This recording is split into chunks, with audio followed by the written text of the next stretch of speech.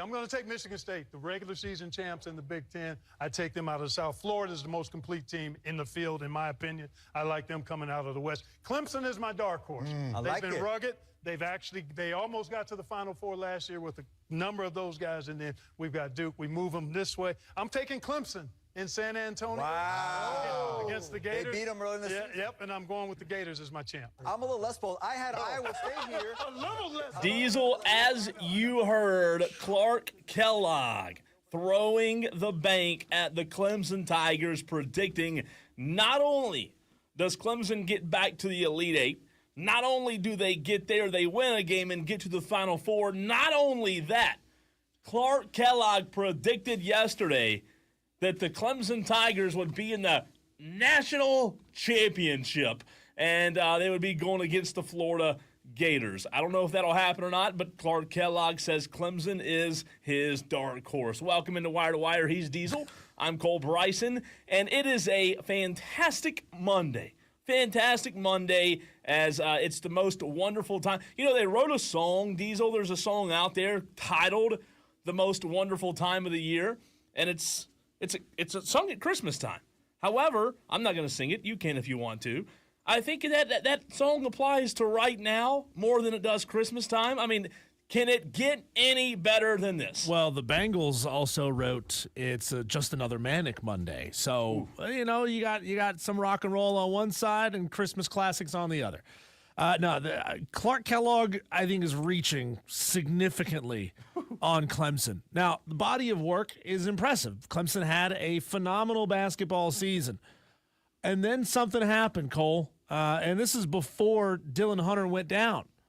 They just can't score over 70 points the last 3 games out. They've looked terrible in the ACC tournament. They looked bad in their final game of the season against Virginia Tech. I don't know if this Clemson team even makes a Sweet 16 because they got to figure something out on the offensive side. Defensively, they're playing great basketball. And you can win a couple of games in the NCAA tournament playing good defense. But if you can't score 75 to 85 points a game, if you can't put up 80 points, you're not going to beat the best of the best. You're not going to be able to shut down elite level offenses multiple times. I just genuinely don't believe it. So many of you already in on the stream where you can not only listen to Wire to Wire, but you can watch the show. We're live on Twitter, Facebook, and YouTube. That's how you can watch the show right now. T-Swizzle, Zach, Steven already commenting in the stream, which you can do, whether it be Facebook, YouTube, or Twitter. T-Swizzle and Stephen Webb, or no, T-Swizzle's on YouTube. Zach and Steven are on Facebook. A huge, huge show coming your way as we want to hear from you in terms of Clemson. We'll get into the bigger picture of the bracket in the very next segment, where Wofford's going. Dawn Staley, a little bit upset with not getting the number 1 overall seed. We'll hear from her at 3:45. North Carolina somehow get in. We'll get into that at 4 o'clock. 4:20. We'll be joined by Rod Baxley, who covers Duke and North Carolina for the Fayetteville Observer. 5 o'clock, Overreaction Monday. 5:20, Will Vandervort of the Clemson Insider. I'm telling you, an absolute loaded show at 6 o'clock. Someone picked up what station? Our station. Where? In Finland. Finland. Way up there north of the Arctic Circle. And no, we're not talking about on the Odyssey app. Not on the Odyssey app. So we'll get into that. A loaded show, Tolos. It's a great show. It's going to be a great show, but it will be even better once we hear from you. The phone lines are open during this first segment talking about Clemson, as well as the text line at 844-FAN-PHONE, 844-326-3663. T-Swizzle, who is a Clemson fan, Spartanburg J, also in the conversation as well. T-Swizzle says, McNeese scares me. Spartanburg J says Clemson makes the Elite Eight. Let's see, going back up a little bit. T-Swizzle says Chase Hunter needs to show up and show out like he did all year. Diesel, to your point about Clemson's offense, I don't think Clemson is necessarily in trouble. Do I think they'll get to the national championship? Absolutely not. I will say, if you look at them down the stretch in the last 2 to 3 games, was there something different about that Clemson basketball team in the last few games than there were the majority of the season. Yeah, there was a little bit something different. Big-time lack of urgency, I think. Yeah, they weren't playing to full potential, right? It didn't seem as if they were. So now we know they're going to get McNeese State in the first round. Diesel, if they were to win that game, it doesn't get easier. I mean, it's a slap in the face. If Clemson and Houston win in the first round, you're getting Clemson versus Houston in the round of 32, and that'll be trouble. That'll be tough. To your point, though, they have not played their absolute best. I agree with you there. Yeah, what I like about McNeese and their ability to knock Clemson off is they shoot field goals at a high percentage. They're shooting, in the upper 40s, just like Clemson are. They're shooting three-pointers well, not quite as well as Clemson at 36% compared to Clemson's 37%. They get to the line a lot. Now, this could be a problem if Clemson gets themselves into foul trouble against McNeese State, because as a team, they hit free throws at a clip of 71%. They rebound the ball well on offense and on defense. They move the ball well. They pick pockets well. 9 steals a game for McNeese State. They turn it over right around the same clip as Clemson. So they are, on paper, very similar to the Tigers. And so that's the thing that concerns me with Clemson, especially with Dylan Hunter being out, being a man short on the rotation, having a team like that can hang around and possibly beat you on a last-second late type of field goal. They've got a guard whose last name is Breed. He shoots three-pointers at a clip of 50%. The guy is ridiculous on the season. That's who Clemson is going to have to look out for. Diesel, McNeese on the season, 27-6. Mm-hmm. McNeese was 19-1. I don't know if you can 19-1 in conference play. Look, I'm saying that as loud as I can into the microphone. 19-1 on an 11-game win streak. 15-1 at home. They opened the season with a loss to South Dakota State. They almost defeated Alabama. Diesel, they lost to Alabama 72-64. A really good Alabama team. Beat North Texas. Beat the likes of Illinois State and Longwood. Lost to Liberty. Lost to Santa Clara. They also lost to SEC, Mississippi State, by 3 points. Top 60 net team. Yep. They've rattled off wins against New Orleans, Southeastern, East Texas A&M, Northwestern State, Nichols, Houston Christian, Lamar, Stephen F. Austin, Texas A&M, Corpus Christi, not Texas A&M out of the SEC, Texas A&M Corpus Christi. They did lose to Nichols. They beat Northwestern State. They beat East Texas A&M. So I believe for the most part, Diesel, most Clemson fans, when they look at this schedule, they'll say, okay, McNeese, very good team. Really solid, really good in conference play. They haven't lost a game in a very long time. Diesel, their last loss came on February the 1st. That's the last time this basketball team lost a game. But I also think there are a lot of Clemson fans out there, and I want to hear from you, Tiger fans. Tell me if I'm wrong. T-Swizzle, those of you on the stream, Spartanburg J. I believe that most Clemson fans will look at this schedule and say, as good as McNeese is, they have not been battle-tested. They've played 2 teams out of the SEC. Granted, they played those teams well, but I believe most Clemson fans will look at this and say, we're more battle-tested than McNeese is, even with the ACC not being as big and bad as they normally are, Diesel. I think Clemson, in the experience and being battle-tested, does have the advantage. Yeah, I mean, on paper, there's a lot of advantages for Clemson. They got more size. They've got more experience. But at the same time, Cole, if you can't score 70 points, you're very, very beatable. You're very beatable. And that's something that Brad Brownell's going to have to figure out over the next couple of days, is he's going to have to wake his team up offensively. Again, the defense is playing great. The defense is playing really, really well, and they're playing at a level that if you had another 65-point type of game against McNeese State, you probably win the game because your defense is that good.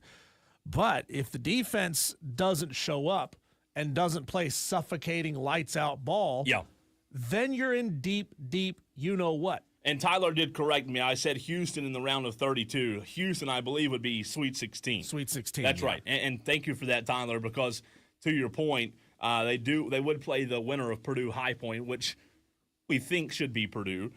So you're right. It would be the Sweet 16 before they face Houston. I don't know. I think when it comes to Clemson, and by the way, Texter texts into the show and says, did you guys see where CBS Clark Kellogg predicted Florida versus Clemson championship game? Yes, Texter, you must have just tuned in because I literally played that very audio to open the show. That's very surprising. I know Clemson is a trendy dark horse pick, but Diesel, when you look at their draw, Purdue's not going to be an easy out. Nope. Houston's not going to be an easy out. And you're going to talk about just replicating what you did last year and getting back to the Elite Eight. You've got to beat McNeese, potentially Purdue, potentially Houston. That looks like the road unless there's an upset or two, with one of those other teams. I don't think that's an easy road. And Clemson fans, tell me if you disagree. I don't feel as if that's an easy road back to the Elite Eight. Could it happen? Yeah. Sure, Clemson's a good team. But, Diesel, they're going to have trouble getting back to the Elite Eight. Well, then you get to the Elite Eight, and you get either probably Tennessee or Kentucky coming out of that part of the lower part of the Midwest bracket. Tennessee, first of all, Tennessee's got to get through Wofford, and we are going to talk about that in the next segment. Did you just say Tennessee has to get through Wofford? Did you just say that? Anything can happen, right? 2 seeds get beat all the time by 15 seeds. But, Kentucky, Troy, I think Kentucky could have some problems with Troy. Kentucky has not been elite this year, but Troy is pretty good. So we'll see what happens in that one.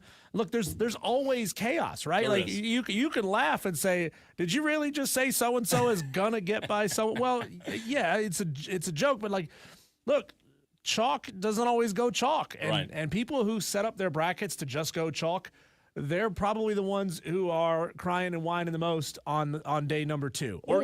Or they just didn't really put that much effort into it at all, trying to figure out, who might actually be able to get it done as far as the lower seeded teams, because that happens. We're going to take a look in the very next segment at the entirety of the bracket, all the conference champions. But just a reminder before we touch back on Clemson again, Tolo's out there. If you have not joined yet, make sure you do so. What am I talking about join? We have an ESPN bracket challenge set up for Wire to Wire. All of you Tolos, Spartanburg J, Zach, T Swizzle, 88 of you watching on the stream right now. We have a bracket set up, bracket challenge. You can do several things. You can text the show, and we'll shoot you a link to the bracket. Or on the ESPN Tournament Challenge app, you can just search Wire to Wire. That's W-I-R-E, the number 2, W-I-R-E with no spaces. Or you can go to my Twitter page at The Cole Bryson, and I have posted a link there as well. Diesel, we were up to 20-something earlier, which is good. However, we know we have thousands of Tolos out there in the upstate, Greenville, Spartanburg, Anderson. Let's get those numbers up. Like I said in what movie was that? You're a movie guy. Wolf on Wall Street. Got to get those numbers up. 24. By the way, right 24 Tolos who are in the challenge right now. That includes Cole and I. That's not bad, but Tolos, I think we can get this thing closer to like 40. I really do. So let's say if we by the end of Wednesday's show set a goal for 40 or 50 Tolos in the bracket challenge, everybody fills out a bracket. If you fill out your own on paper and you print it out, that's fine, but there's no competition there. So text the show, 844-VAN-PHONE. That's 844-326-3663. If you want to join, we'll shoot you back a link, or you can just find it on Twitter, on my Twitter at @TheColeBryson. But there's nothing like some friendly competition. We got to get those numbers up. We got to figure out a way, Cole, or figure out the best way to publicly shame whoever comes in last. Ooh, I like that. In this bracket. Right. Like in the NFL, they call him Mr. Irrelevant, the player who gets picked last in the 6th round of the draft. Obviously, it worked out real well for Tom Brady, not so much for everybody else who's ever been picked as Mr. Irrelevant. But, like, we got to shame this person Yeah. for being so bad at it. Is it that they put in a minimal amount of effort, didn't do any research, or did they do a lot of research and they just sucked? In the words of Rob Brown, just don't know ball, brother. Spartanburg J on Twitter says Elite 8, yes. That means Clemson beats Houston. Purdue chokes. McNeese may be the closest game, says Spartanburg J. It's not easy, but it's happening in Ken Palm, I believe. Spartanburg J, have you, Zach, and talking to you as well, and the other 90 in the stream, have you joined the Tolo Challenge, yet the Bracket Challenge on ESPN for Wire to Wire? I have another question for you, Spartanburg J. Have you been drinking today? It's 3:50. Well, it's St. Patrick's. By the way, happy St. Patrick's Day. Is it not weird, St. Patrick's Day being on a Monday, and it was celebrated across the world on Saturday? Yeah, I don't like it. It was weird. By the way, the shirt that I'm wearing is green. You just can't really see green. it on our webcams that I'm pretty sure we got. My buy shirt one, get has. one. Is that the only green thing you own? Is that why you wore No, that particular other shirt? than this, if I wore green today, it would have to be camo. That's pretty much the only green I have. Spartanburg J says, joining now and no, not drinking, LOL. Diesel, I don't know about you, and I don't know about the Tolos out there, but this is what I did.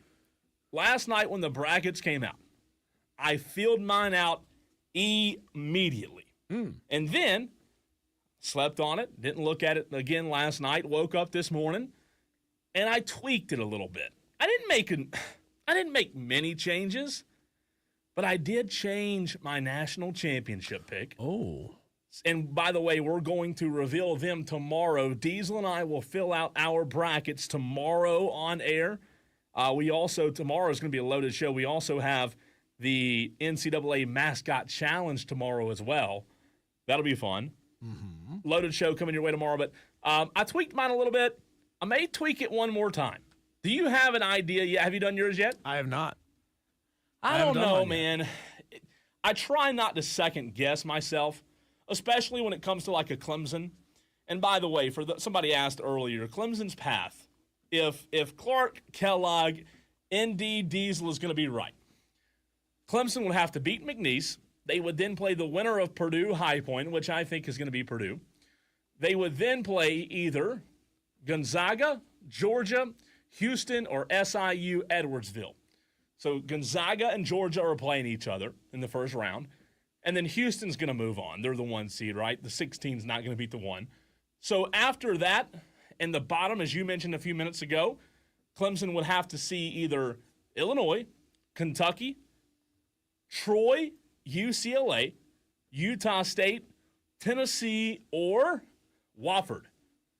That would be Clemson's path to getting to the national championship, as Clark Kellogg predicted. Can we get a Clemson-Wofford matchup?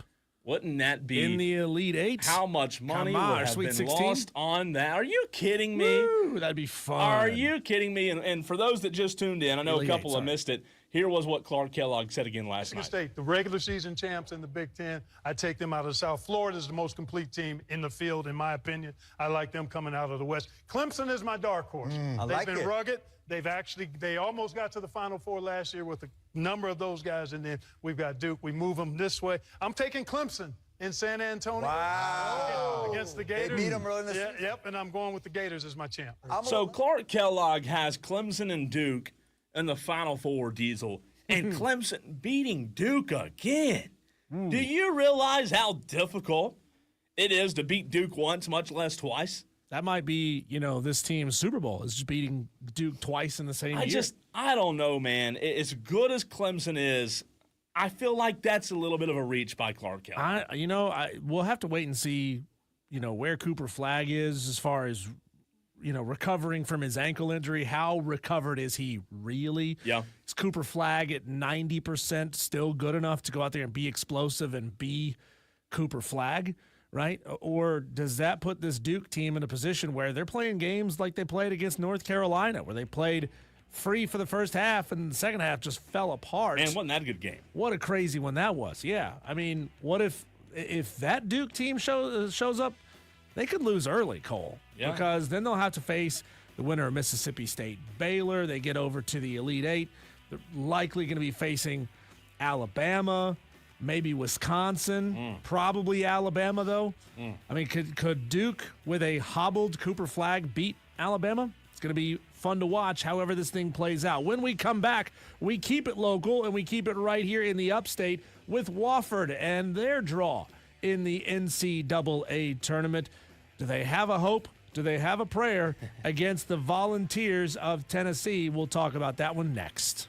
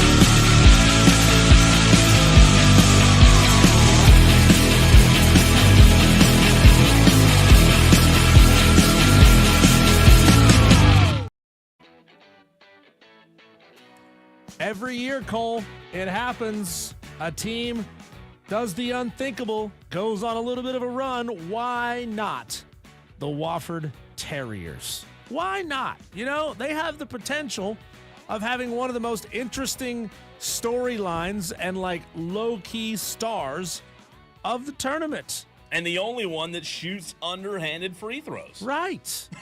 Right. Look, I mean, the NCAA tournament loves grabbing a hold of interesting players who play on smaller programs, who haven't gotten a whole lot of attention over the course of the season. And you're telling me that if Wofford beats Tennessee in the first round, that Kyler Felowich would not be a national story the next day. He doesn't even have to shoot the ball well from the free throw line. You know, as long as he does 50% or better, like they'll be talking about, like, oh my God, this guy's amazing. We don't ever see these kinds of players anymore. Like, when was the last time you saw somebody shoot free throws underhanded? I know. That's what I'm saying. I mean, it would. But look, Rick Barry did it, and then Anthony Mason shot his free throws one-handed. And lefty, Rick Barry, by the way. Rick Barry's the one that taught him how to do it. Rick Barry taught Kyler Felowich how to do it. I remember, maybe it's an age thing, but do you remember? You remember Anthony Mason, right? Yeah. Was it Anthony Mason who did it? He shot his when he was a Hornet. When he was a Hornet, he shot his free throws left-handed and one-handed. So instead of having the support hand over here on the ball, the right hand on the ball, he took his hand away and just shot one-handed. He wasn't a great free throw shooter. I think he played for like every NBA organization. Well, you know, whatever it takes, right? You got to have a career. Somebody's going to be willing to throw you a couple bucks to come out and, you know, wave your little hat in the air, give the fans a thrill. Then I'm going to do it, right? And by the way, what else does he have going on? The late Anthony Mason.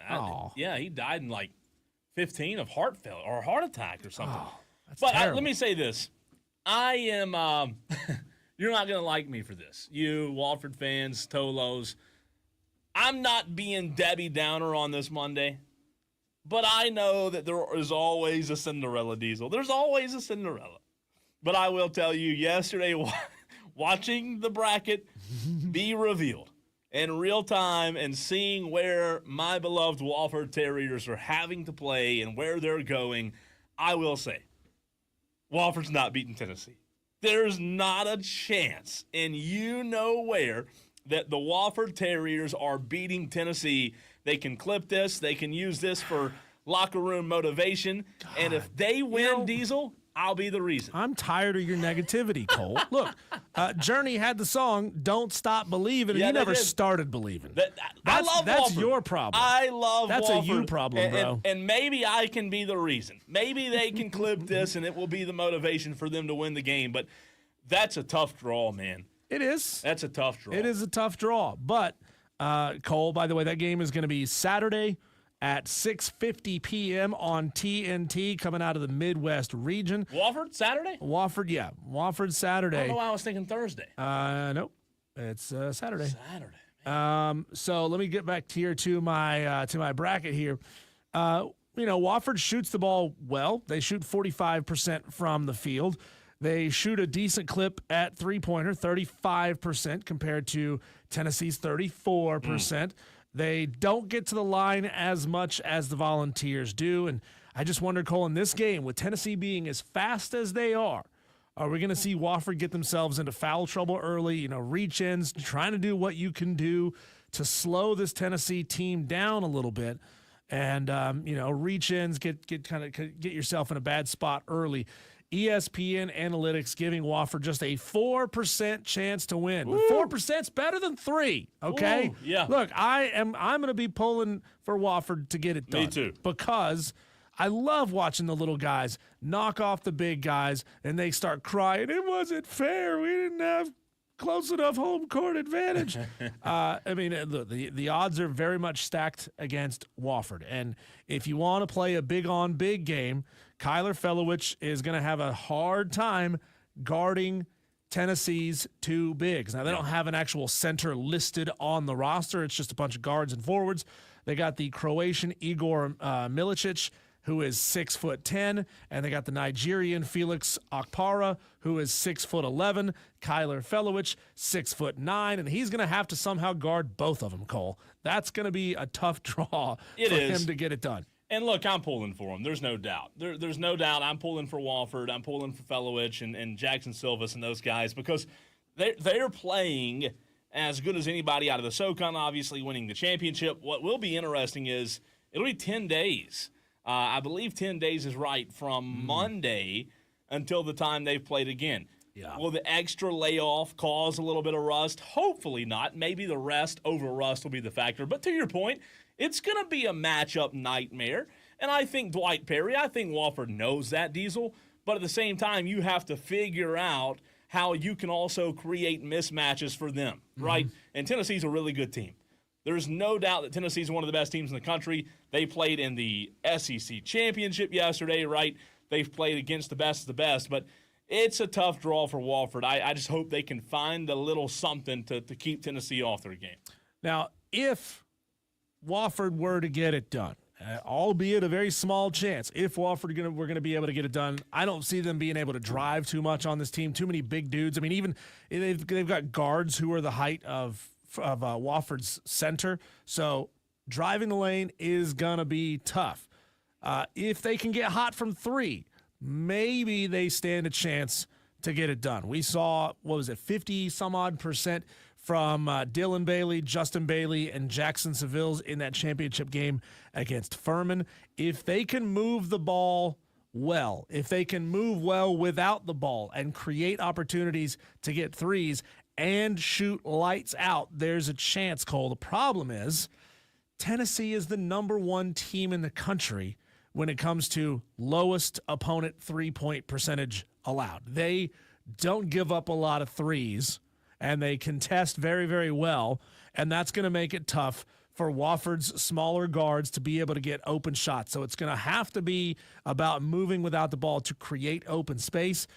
Wofford is a little bit older, a little bit more experienced. Maybe that has something to do with helping create those opportunities. And you have to figure out somehow, some way, if you're Wofford, like I know we'll talk about this game before now and then, but you know what's going to happen. If you're Wofford, you know at some point, whether it be right off the bat or 10 minutes into the game, Diesel, Wofford's going to go on, Tennessee's going to go on a run. I think the biggest thing is when you look at this matchup, if Wofford somehow, some way wants to win, Wofford's got to figure out how to weather the storm because there are going to be storms when playing against Tennessee. And that's the reason, ultimately, you talk about how basketball can be a game of streaks and a game of runs.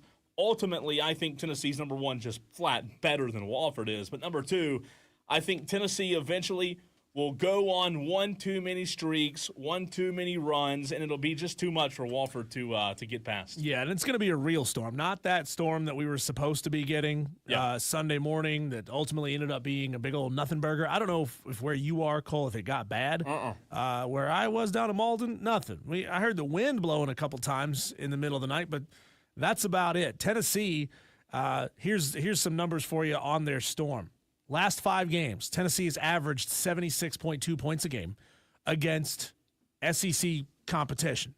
When you look at their non-Power 5 games out of conference, that number jumps to 86.5 points a game. So Wofford's going to have to find a way to score 90 points to win this game. Wofford has scored fairly well the last 5 games that they played, averaging 83 points a game, but they have faced one opponent similar to Tennessee this year.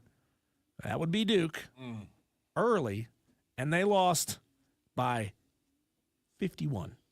86-35. 35 points was all they were able to manage against Duke with a healthy Cooper Flag. So they're going to have to figure out something. They're going to have to bridge a 50-point gap against one of the best teams in the country.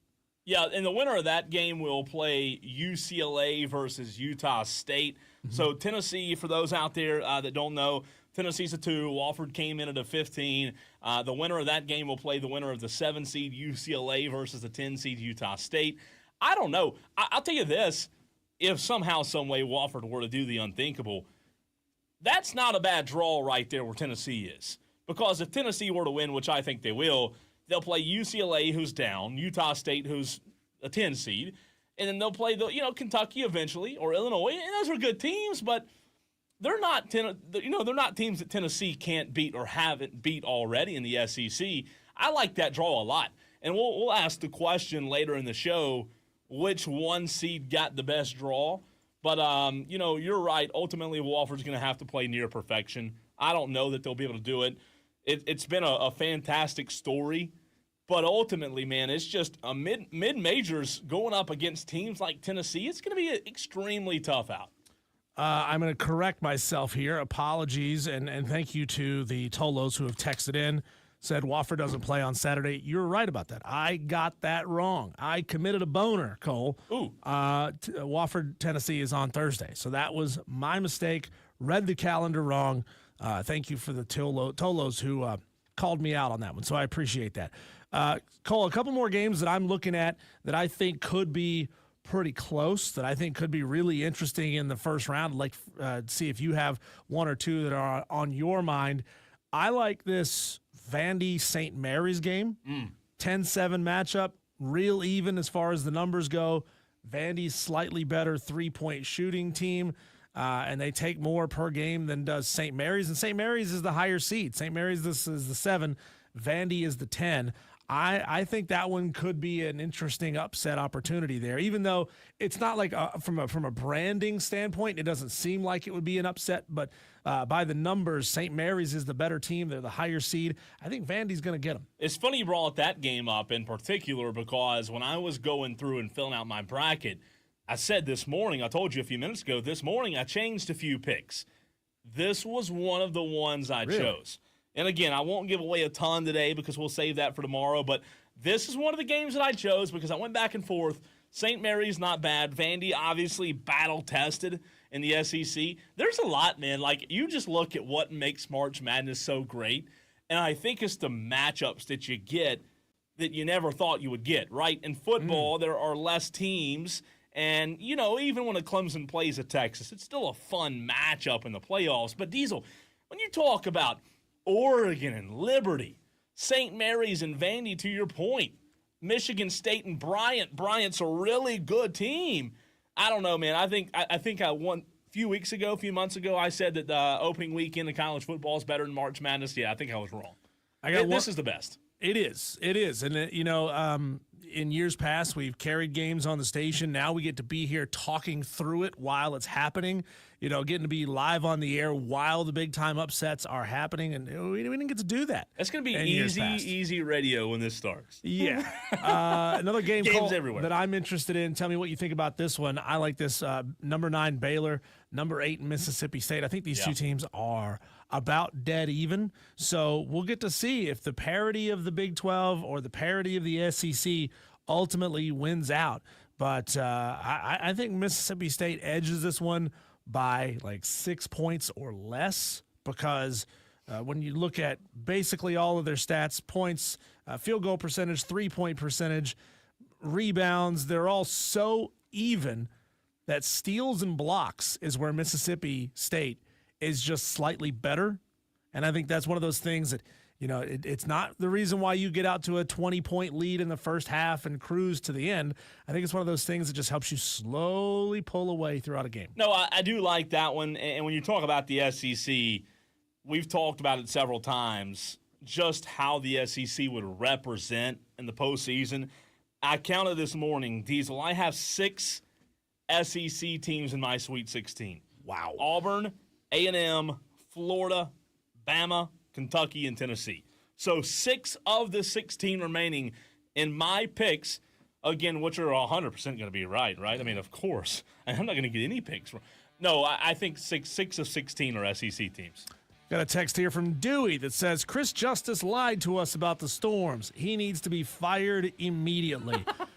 Dewey, are you secretly my brother-in-law? Because he has a vendetta against Chris Justice, too. Well, I think a lot of people do. I don't think people like being lied to.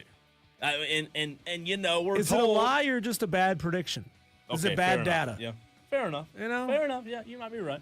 It was, to your point, though, I slept through it. I never even woke up.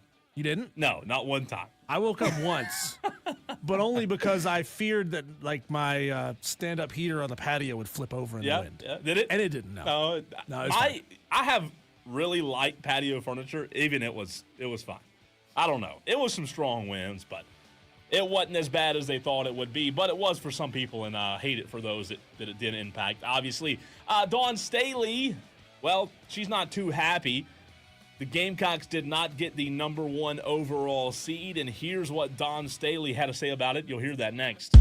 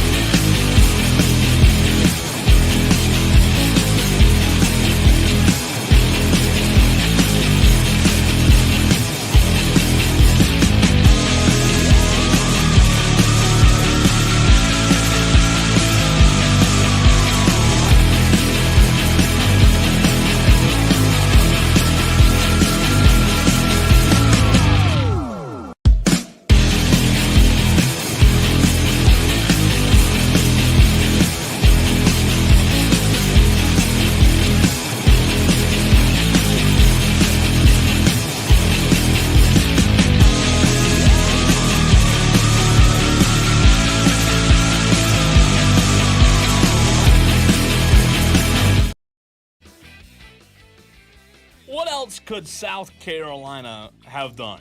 They played nearly the toughest schedule in the country. They beat Texas, the number one team in the country. They beat them not once, but twice. They won the SEC championship here in Greenville. Here's what Dawn Staley said after not getting the number one overall seed in the tournament. Obviously, it's disappointing. It really is. I'd like to get some feedback on how they came to that conclusion, because we manufactured a schedule that, if done right, it should produce the overall number 1 seed. But I will say this: we're going to make adjustments to our schedule in the future if the standard is the standard. If that's the standard, then we can play any schedule and get a number 1 seed. So, Diesel, it's similar to the conversation we had during college football season. Dawn Staley saying, I'm disappointed, but if this is the standard, we're going to make adjustments to our schedule, basically saying it doesn't matter. It does not matter if we go out and play the best in non-conference if they're not going to reward us for it. I am so disappointed in Dawn Staley, crying and whining and pitching. Oh, I can't believe that we didn't get the number 1 overall. You lost to UCLA. They are the number 1 overall seed. You lost to them. Shut up about it. Don't lose to UConn by like 80 points, okay? That's how you get the number 1 overall seed. I get it. You put together an extremely difficult schedule, and that's commendable. You did extremely well against that extremely difficult schedule. But come on. After we just spent all last week bagging on the Texas women's basketball coach, complaining about Greenville being home court advantage for the South Carolina Gamecocks, here's Dawn crying that she doesn't have the number 1 overall pick. So you're a number 1 seed, Dawn. What are you whining about? Stop. You're better than this. Well, I'm going to completely disagree with you. I think, number 1, it's her job to advocate for her team. And when you look at the strength of schedule, South Carolina had the number 1 hardest strength of schedule in the country. According to net current strength of schedule, UCLA had the 6th hardest schedule. To your point, UCLA beat South Carolina head-to-head. However, head-to-head wins have never mattered when it comes to getting the number 1 overall seed in terms of being the only caveat. I am going to disagree with you.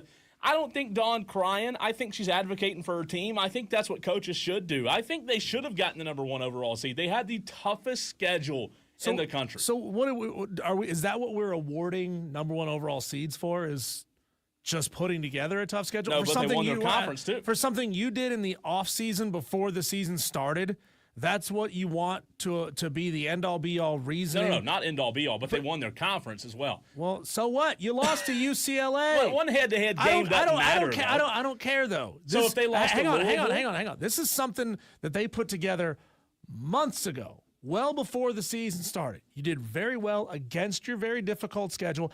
I don't give a rip how hard your schedule is.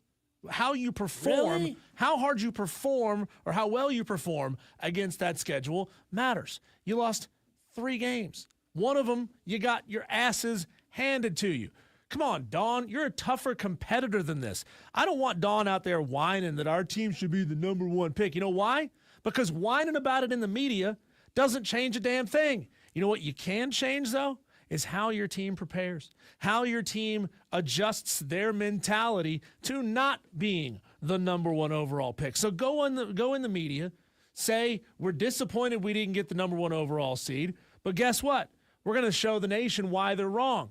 I'm going to get my team so ready that they're going to go out there and take sandpaper to ass every single tournament game. Not, oh, it's not fair. We played a tough schedule, but they didn't think that our schedule was hard enough. That's disrespectful. No, She didn't do that. She didn't do that. It's true. She didn't She's cry. She's still whining about it. She did not cry. Do you think UConn should have a higher seed than South Carolina? Do I think they should have no? They beat them head-to-head, I haven't analyzed the. But they beat them head-to-head. But hang on a second. You're asking me a question when you're asking me at 3:51 for the first time ever. Do you think I'm just that? saying, you how said would you head-to-head analyze? determines. How would you? They got their asses whooped.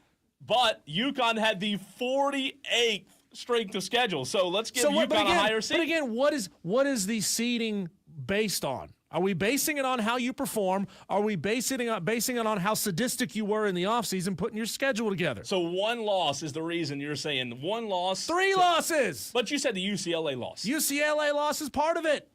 But that should hold that much weight. You've got head-to-head data that UCLA is better than you on the court that day. I'm not talking about the overall body of work here. They were better than you on the court that day. But that's you not the got only no thing. reason. No, the that's ball weak. doesn't lie, Cole. Ball doesn't lie. So let and me if ask you you a lose question. on the scoreboard, now are you saying that scoreboards don't matter anymore, No, I'm Cole? That asking you wins this. and losses What don't if matter? What if a mid-major beats a Division I team in the tournament?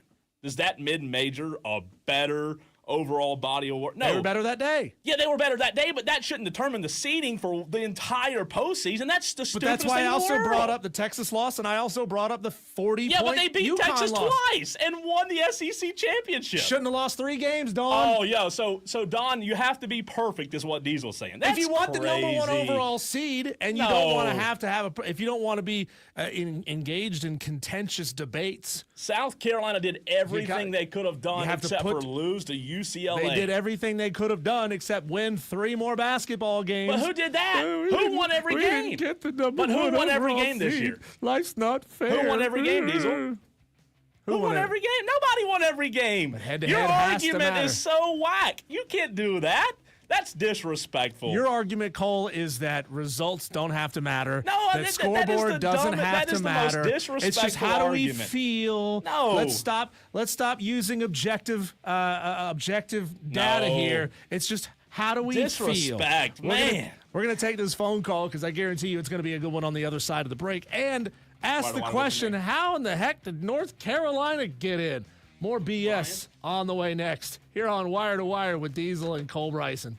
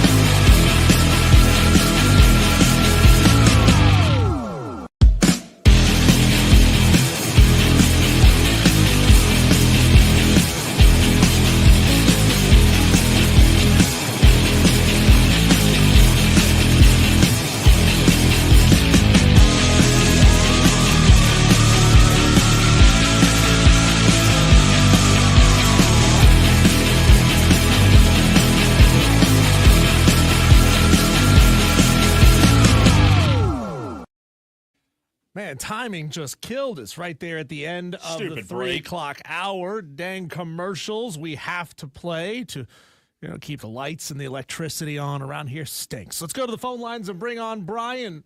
I assume this is Brian Pettit joining the show. No, I don't think so. No, it's a different Brian. Wants to talk about South Carolina not getting the number 1 overall seed. Your thoughts, Brian? Go ahead. Well, first of all, I want to say that Diesel is hating. Thank you, Brian. That's what he's doing. He's a hater.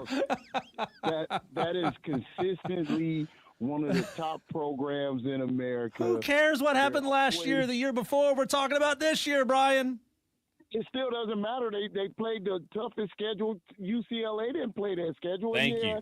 In the game of basketball, anybody can be beat any night. Furman should have beat Wofford, but they didn't. And upsets happen. So that's not, but they still deserve the number 1 seed because they consistently went out. UCLA hasn't done that. They're one-hit wonders. Let's see what they do next year. Brian, I think your problem here is that you're a victim of your own feelings. You're not letting the objective facts, which are UCLA had a better regular season, 30-2. South Carolina 30-3. I get it. We're splitting hairs here. And UCLA beat South Carolina head-to-head, but you still feel like South Carolina's a better team, so you're up in your feels, Brian, and it's okay. I'm going to give you time to process. Well, I'm just saying they've been better, so it's not that I feel like they're better now. They've been better. I'm with you 100%, Brian. It has nothing to do with no. Let Brian, me talk for a minute. It has nothing to do with feelings. Brian, it's okay to say it. Say it. Diesel's wrong. He doesn't know what he's talking about. You can say it. You can say it on these. Listen, we're going to say on Monday the 17th, that's Diesel Haterade Day. Yes. That's the Haterade. Brian, Yes. what are you eating right now? Tell me the truth. You're eating. I can tell. I can hear it. Cookout, baby. Cookout. Oh, okay. Brian, I'm glad we have some sensible Tolos. I agree with you. It's not about feelings. Did you at least get a shake from Cookout? Because the Cookout shakes are next level. Got a banana pudding shake, and we got a strawberry shake. Even though you're wrong, I knew I liked you for a reason. Thanks for calling in, Brian. Brian. Appreciate it. He's right. Thanks for calling in. He's right. 30-2 on the season for UCLA. 30-3 One on the season. win. 30-3. That's the dumbest thing. Hang on, Cole. Hang on, Cole. gosh. You come on. We live in an objective society now. Now that we've got a changeover in presidency, we live in objective. Facts matter. Merits have to matter, not how we feel. By that logic, Cole, UConn. But do you not feel UConn had that the same UCLA number should of be better? losses, and UConn beat South Carolina by like 80 in the regular season. UConn should have been a higher seed. You don't feel that UCLA should be the higher seed? I do feel like they should be the higher seed because they won. You just said we can't feel though. Well, objectively, they are. Objectively, they're the better team. You just cornered yourself. You tried to paint me in a corner. You just said painted me in a corner, feel Cole. as if UCLA is best after saying we can't use our feelings. You just Daffy Duck and Bugs Bunny duck season, wabbit season me into saying something that I didn't mean to say. But UCLA won head-to-head, and again, facts matter. One game. Facts matter, man. Facts matter. That's all I have to say. Texas should be a higher seed.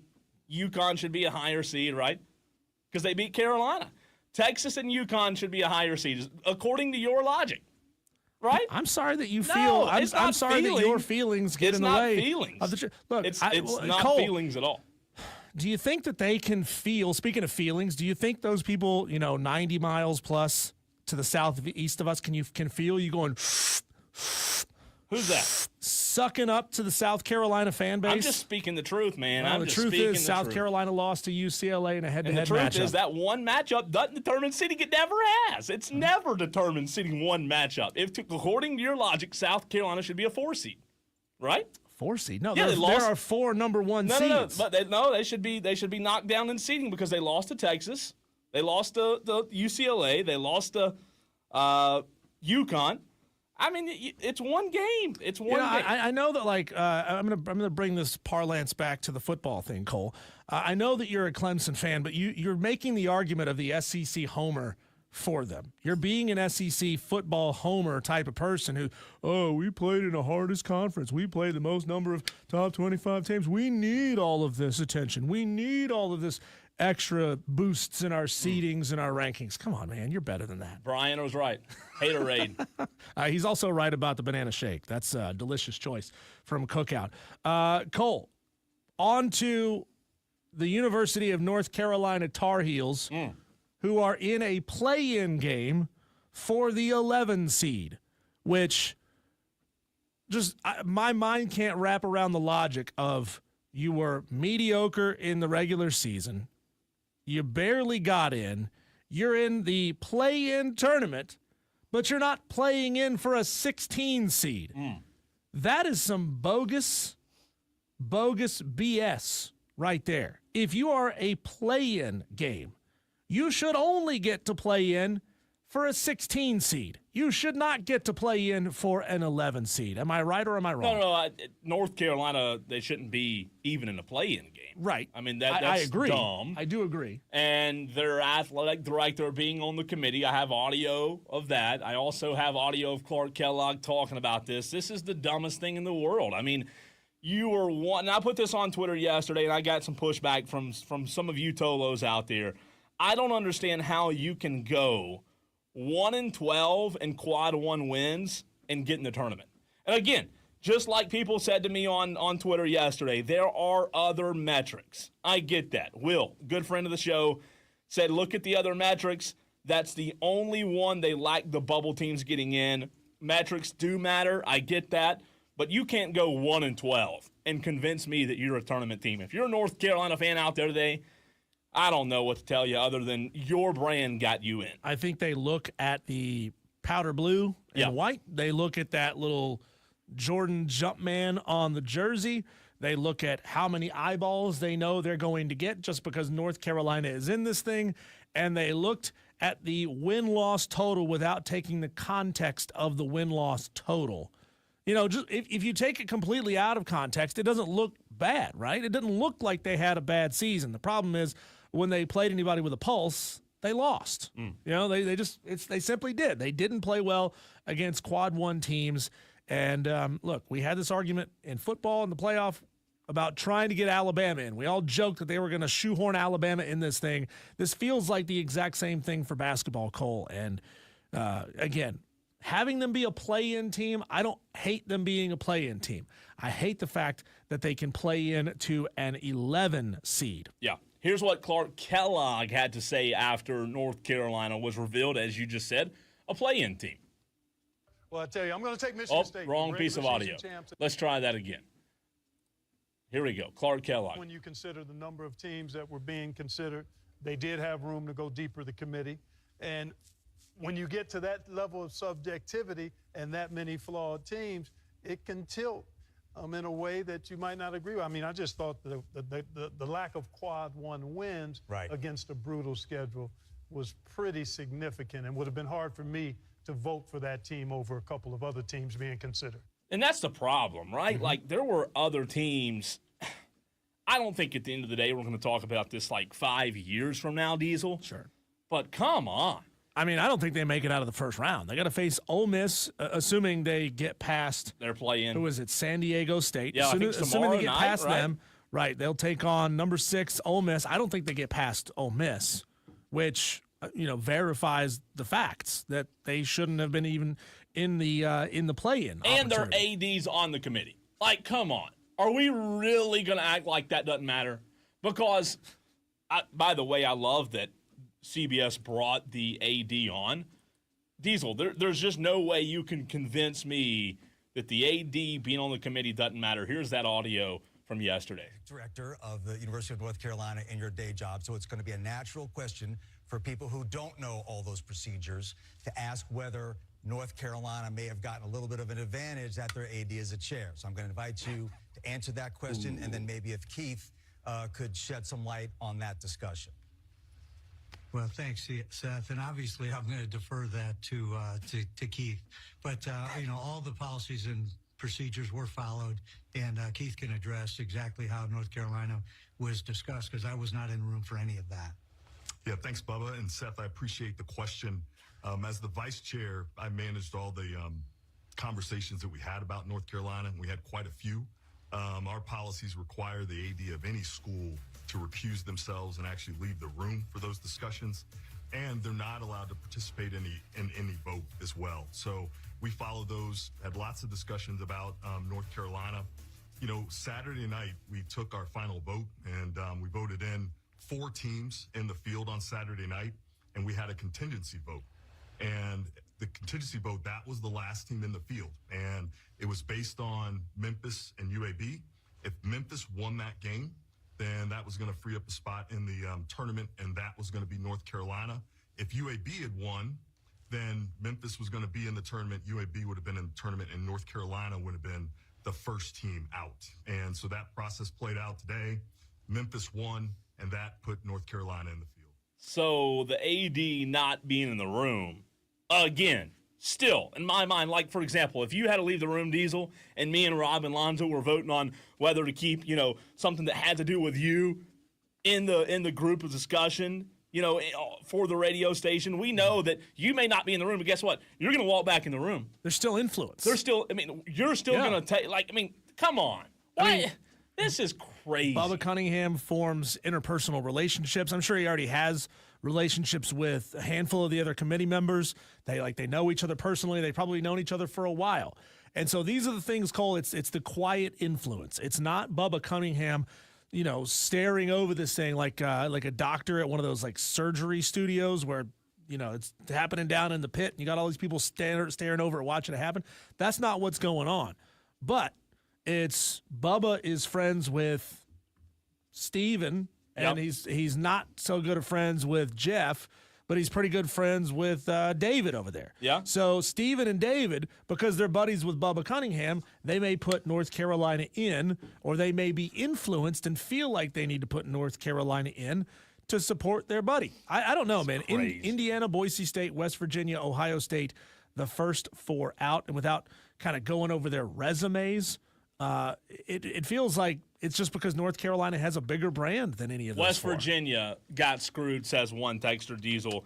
West Virginia, obviously, when it comes to quad 1 wins, look, North Carolina was 1-12, right? You can't get any worse than that.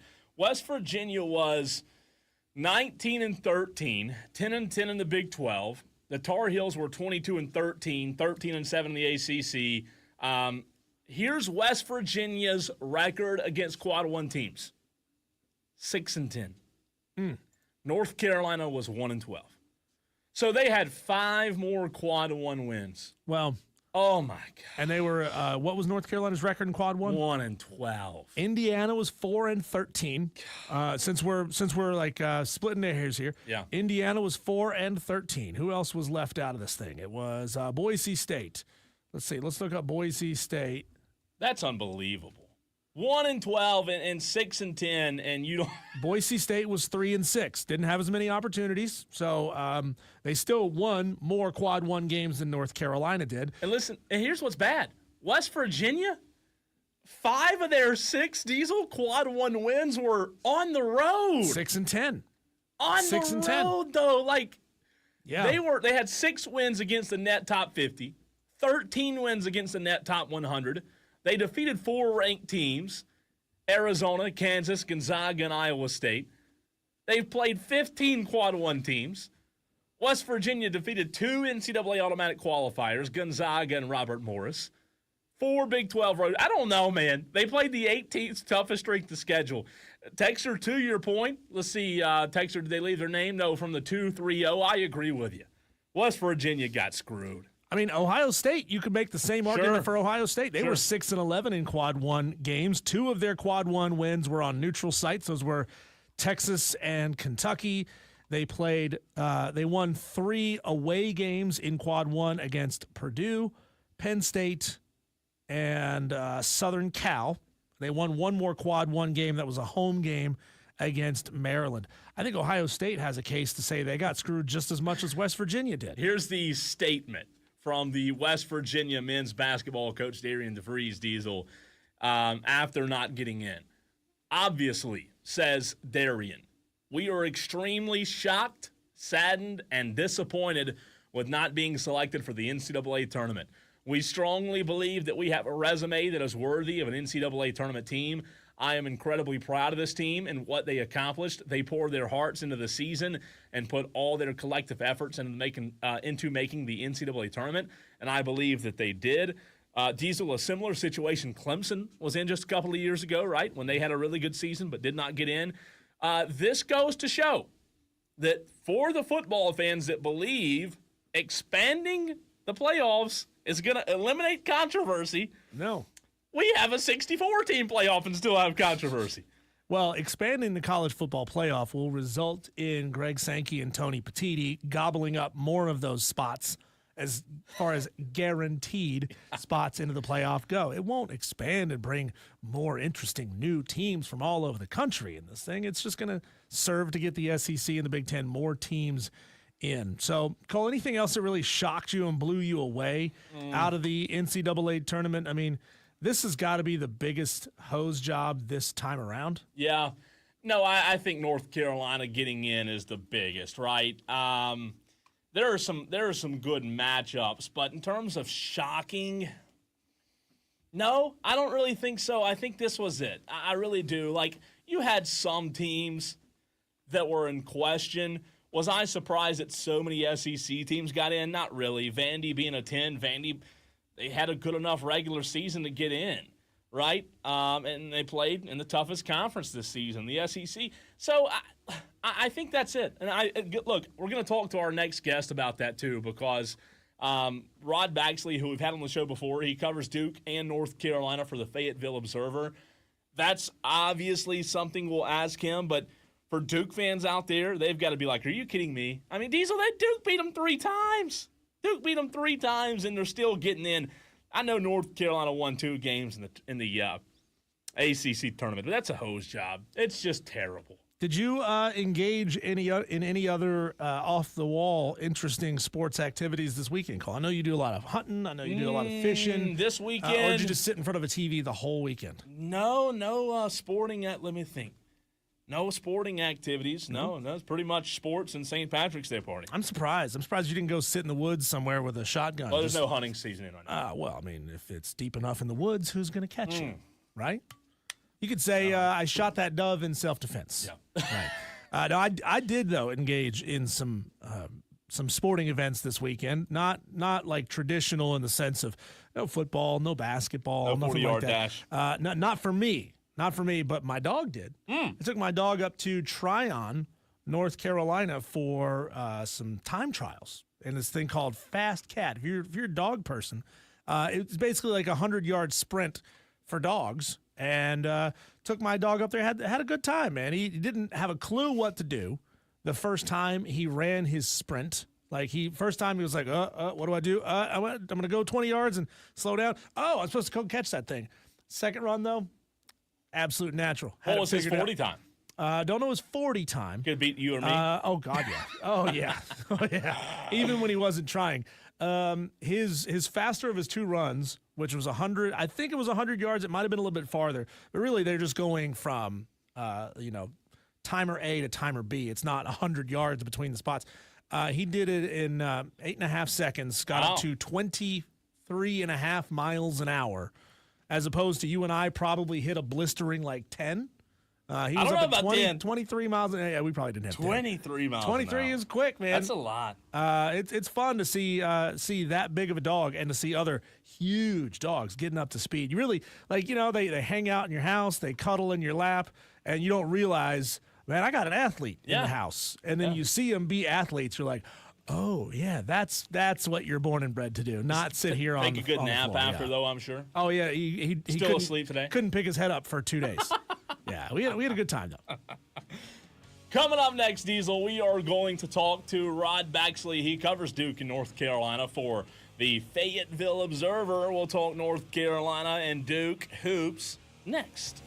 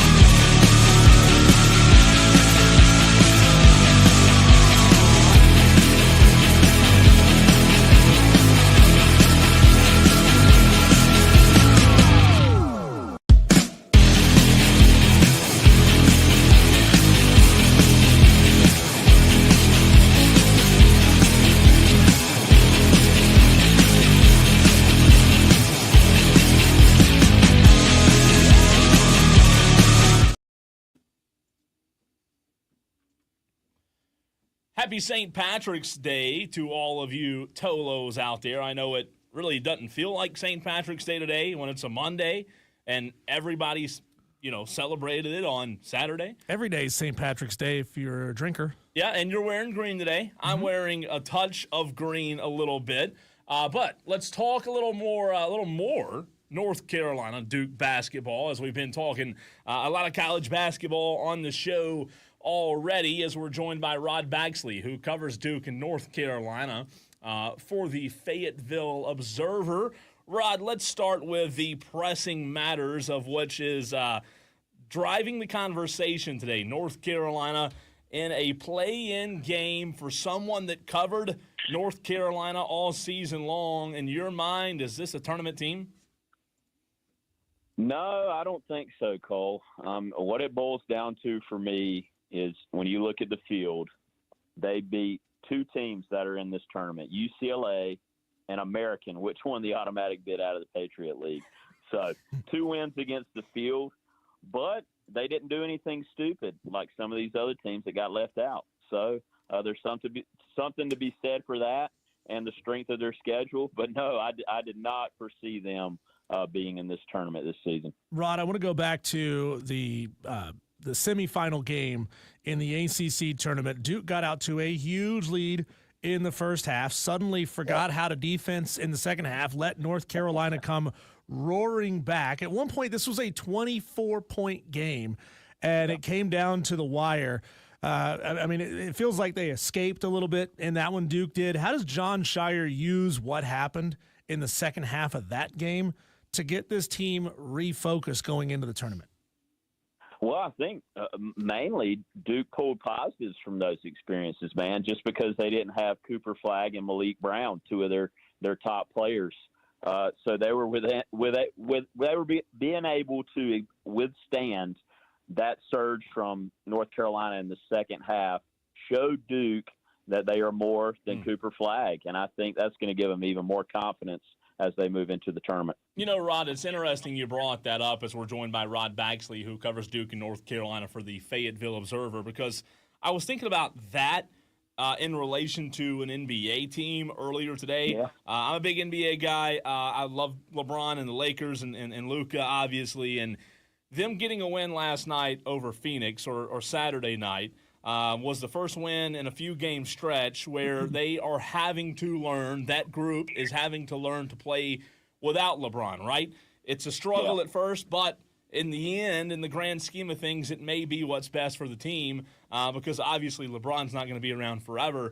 And the same way, do you think Cooper Flagg exiting for a few games look fast forward down to the Sweet 16 and Elite 8, do you think that him not being on the floor could help this team grow and ultimately be a better Duke basketball team? 100%, man. I mean, you know how it is in the tournament. There's going to be a game where your best player is in foul trouble. It's inevitable. So it's going to happen. And now Duke knows in that situation when it comes that they can handle it. They did it in the ACC tournament. They cut down the nets, beating two NCAA tournament teams now because Carolina's in.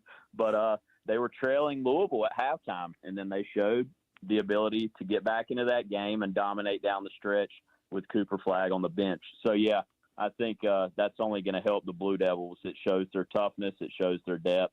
So they're going to be a dangerous bunch these next few weeks. Rod, do you know if Hubert Davis took Van Allen Lubin out on Friday night to buy a lottery ticket? Because the dude absolutely couldn't miss, shooting 8 for 11. He averages 8.5 points on the season.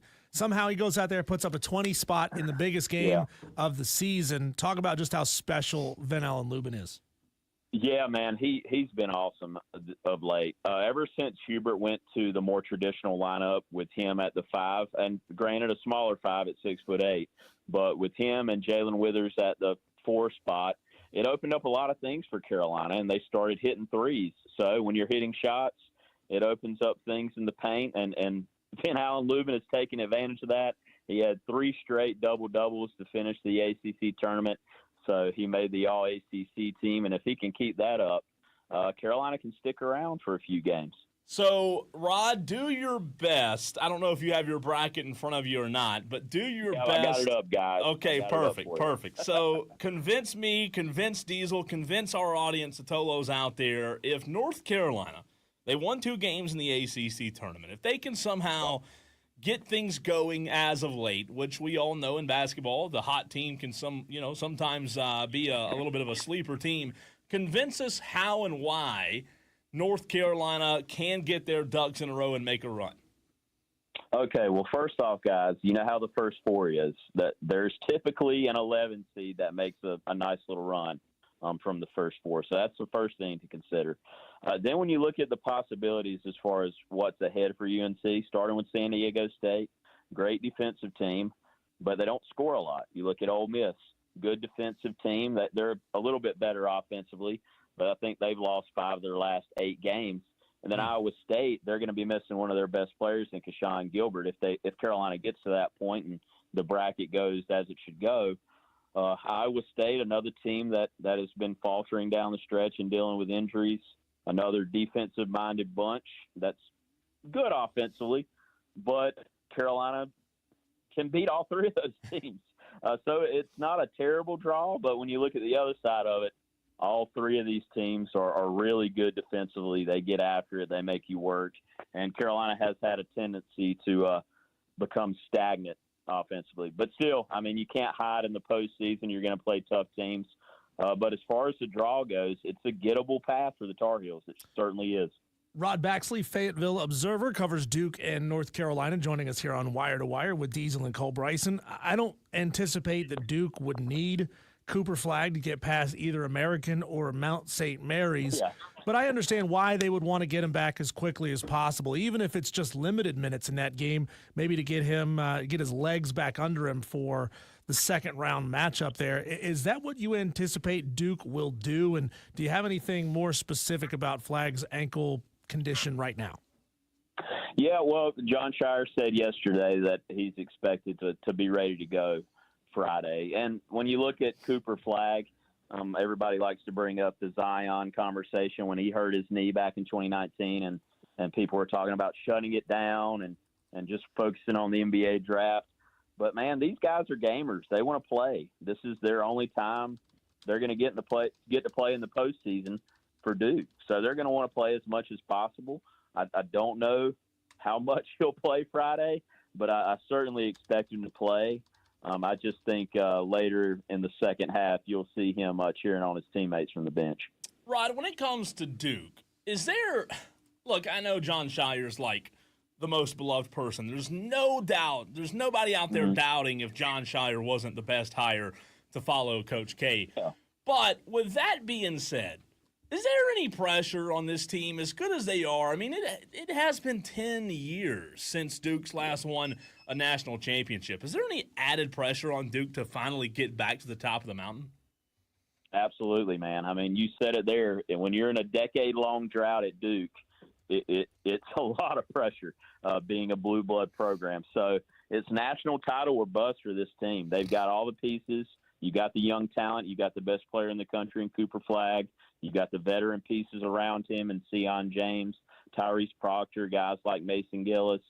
So it's national title or bust for the Blue Devils. So if that were not to happen, Rod, what team in the field do you feel like could get in the way that you look at and say, oh, my gosh, that's just not a great matchup for Duke, looking down toward the Final Four or even the national championship?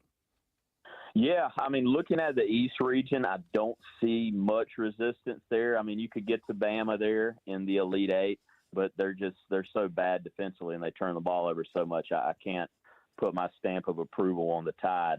So I'm looking at Houston in the Final Four. As you know, the Blue Devils beat Houston last year when Jamal Shedd went down. Houston is the best team that nobody talks about. We hear about all the SEC teams. We hear about Duke. But Houston, they make you miserable when you're playing them defensively. And this year, they're a lot better scoring. So I think with that combination, they could give Duke a fit in San Antonio. That would be a game where I think both teams, if given the choice, they'd probably love to show up in shoulder pads and helmets at the Alamo Dome for the kind of battle that one would be defensively. Rod, we've just kind of looked in on Duke a few times over the course of the season, but you cover Duke night in and night out. Can you go into Con Knipple and how he elevated his game in Cooper Flagg's absence? He wasn't even the he wasn't even the top scorer against Louisville in the championship game. However, he did put up 18 points, played really well right behind Tyrese Proctor. Just the unselfish nature of this team versus needing somebody to step up and be the guy.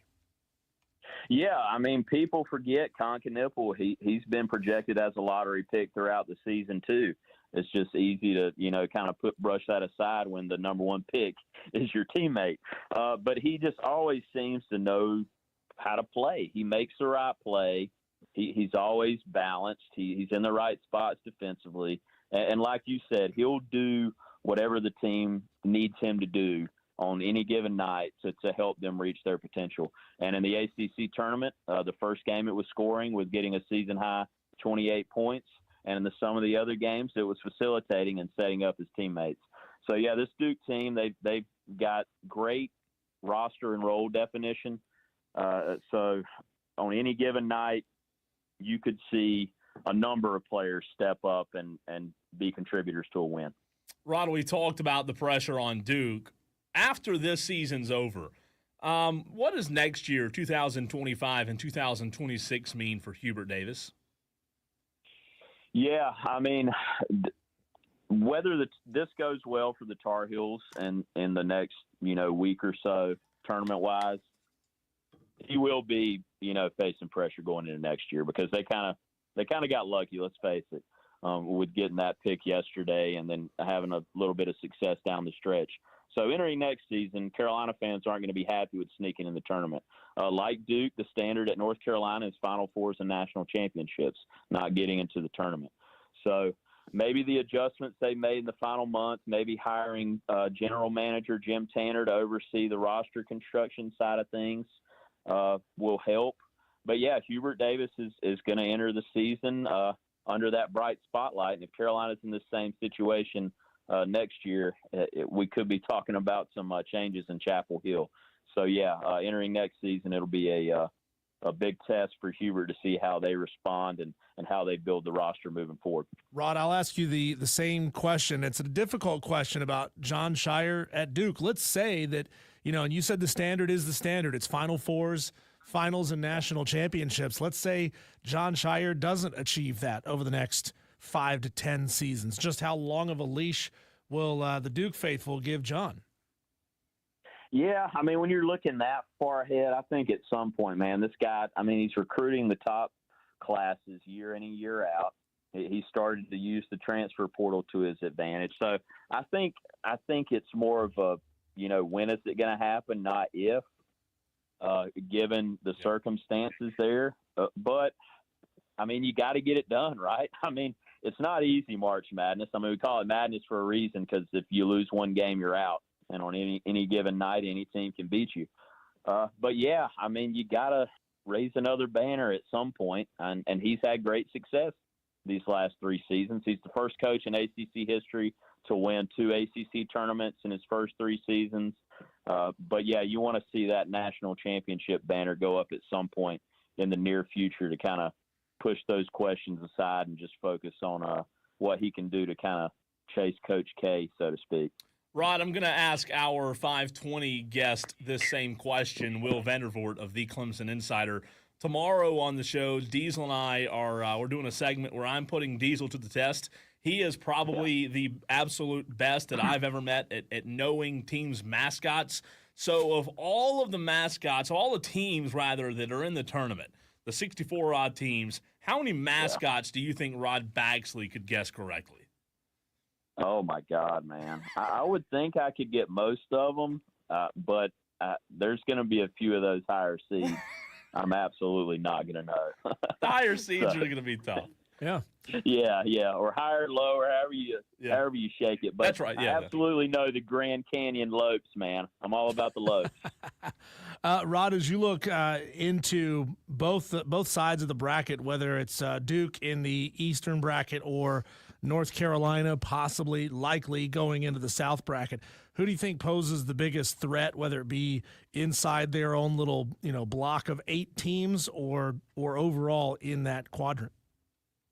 Yeah, starting with Duke, you look at what could be a second-round matchup against former Duke point guard Jeremy Roach. That would be enticing if the Baylor Bears can beat Mississippi State. But everybody's going to be talking about Caleb Love and Arizona in that matchup down the road. I think that would be, Elite 8, I believe, or Sweet 16.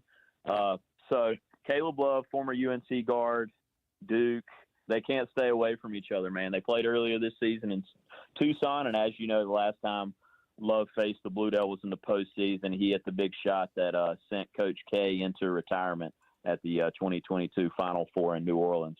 So I think that's the one matchup Duke fans and Arizona fans / Caleb Love fans are looking at up there. And then with the Carolina side of things, like I said, I think they can make a little run with the matchups against San Diego State, Ole Miss, and possibly Iowa State. And then you look at Sparty down the road. That could be a matchup. They nearly beat those guys in Maui. I think they lost by 3 in overtime to Michigan State in November. So there's certainly a path for North Carolina to make a little run here. I don't think they can beat Auburn if they get to that point. But you never know how a bracket's going to shake out. So just first glance, I think that those are the things I'm looking at in the South and East regions. Rod, great stuff as always, man. We appreciate you taking time to hop on with us and talk a little Duke and North Carolina, and we'll do it again soon, man. You got it, man. Have fun. Thanks, Rod. Absolutely. Good stuff there. When it concerns Duke and North Carolina, Diesel, I think he's right. Duke, good shape. We'll see. I think that's where we are with North Carolina. I'm with them. There's a path, but they just haven't been good. They haven't been good, so I don't know. Right. They got to get past Ole Miss. Well, first of all, they got to get past San Diego State, who has shown themselves to be a decent team over the past couple of seasons. When we come back, Cole, we'll take our whip around the sports world, see what else is cooking out there in our Daily Wires. That's next.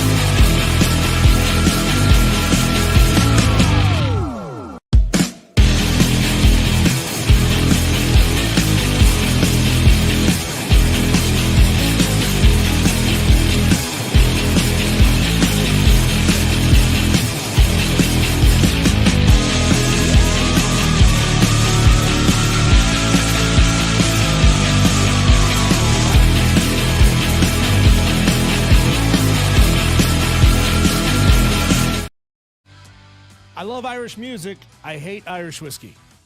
It's gross, man. I've tried, and maybe it's because the only thing I've tried is Jameson. And you only start drinking Jameson once you're already drunk. Nobody was like stone cold sober. It's like, you know what? We're going to start our night with some Jameson Irish whiskey. Little St. Patty's Day version of the Daily Wire's music. You drink Jameson late in the night, it is a raging hangover waiting to happen. Welcome into Wire to Wire with Diesel and Cole Bryson. It's time to take our whip around the sports world, see what else is happening out there in our Daily Wires. Two of the NFL's most prominent wide receivers will be with the Cincinnati Bengals for the foreseeable future. Jamar Chase and T. Higgins both agreed to contract extensions with Cincinnati. Jamar Chase agreed to a 4-year, $161 million deal that includes $112 million guaranteed. T. Higgins agreed to a 4-year, $115 million deal that is guaranteed for the first 2 seasons. So congratulations to them. And, of course, to Joe Burrow, who's going to keep his receiving room intact for the most part.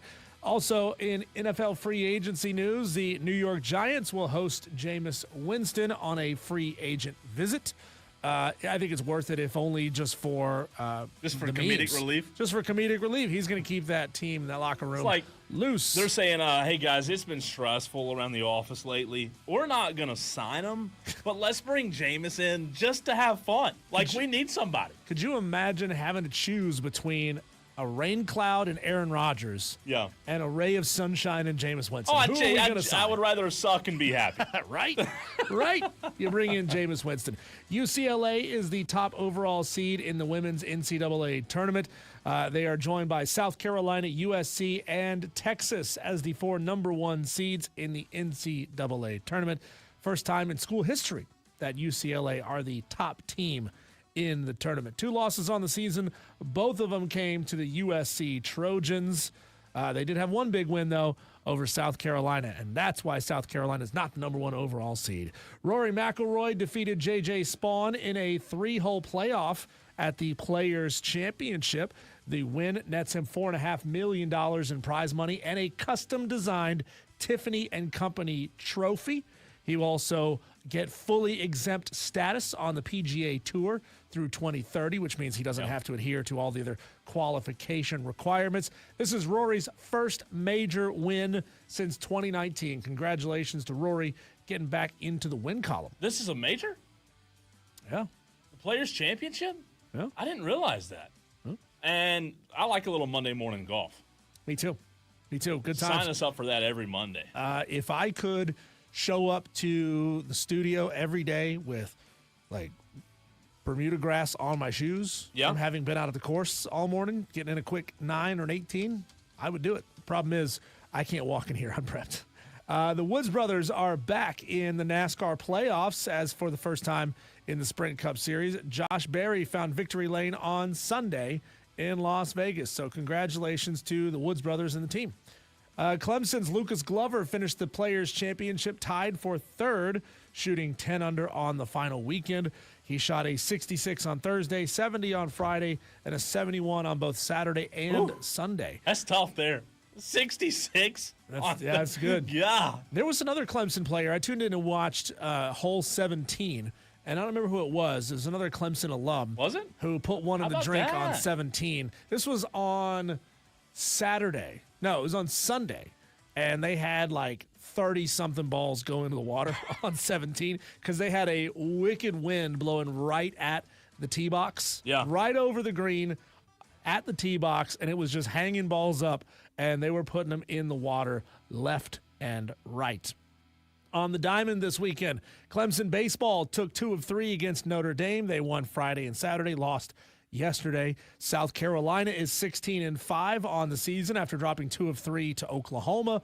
Friday 8-5, Saturday 11-5, and Sunday they lost 6-5 in 10 innings.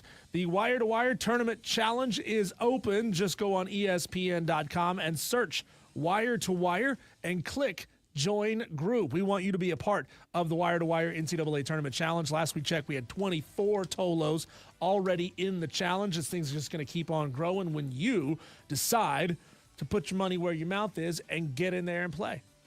Should be a lot of fun, Tolos. I would recommend joining before, the bracket starts. That's usually the best advice. Don't wait until late. You know how some people procrastinate around here. Wait. Go ahead and join now. And let's get those numbers up, Tolos. Overreaction Monday. What is your sports overreaction from the weekend? That is next.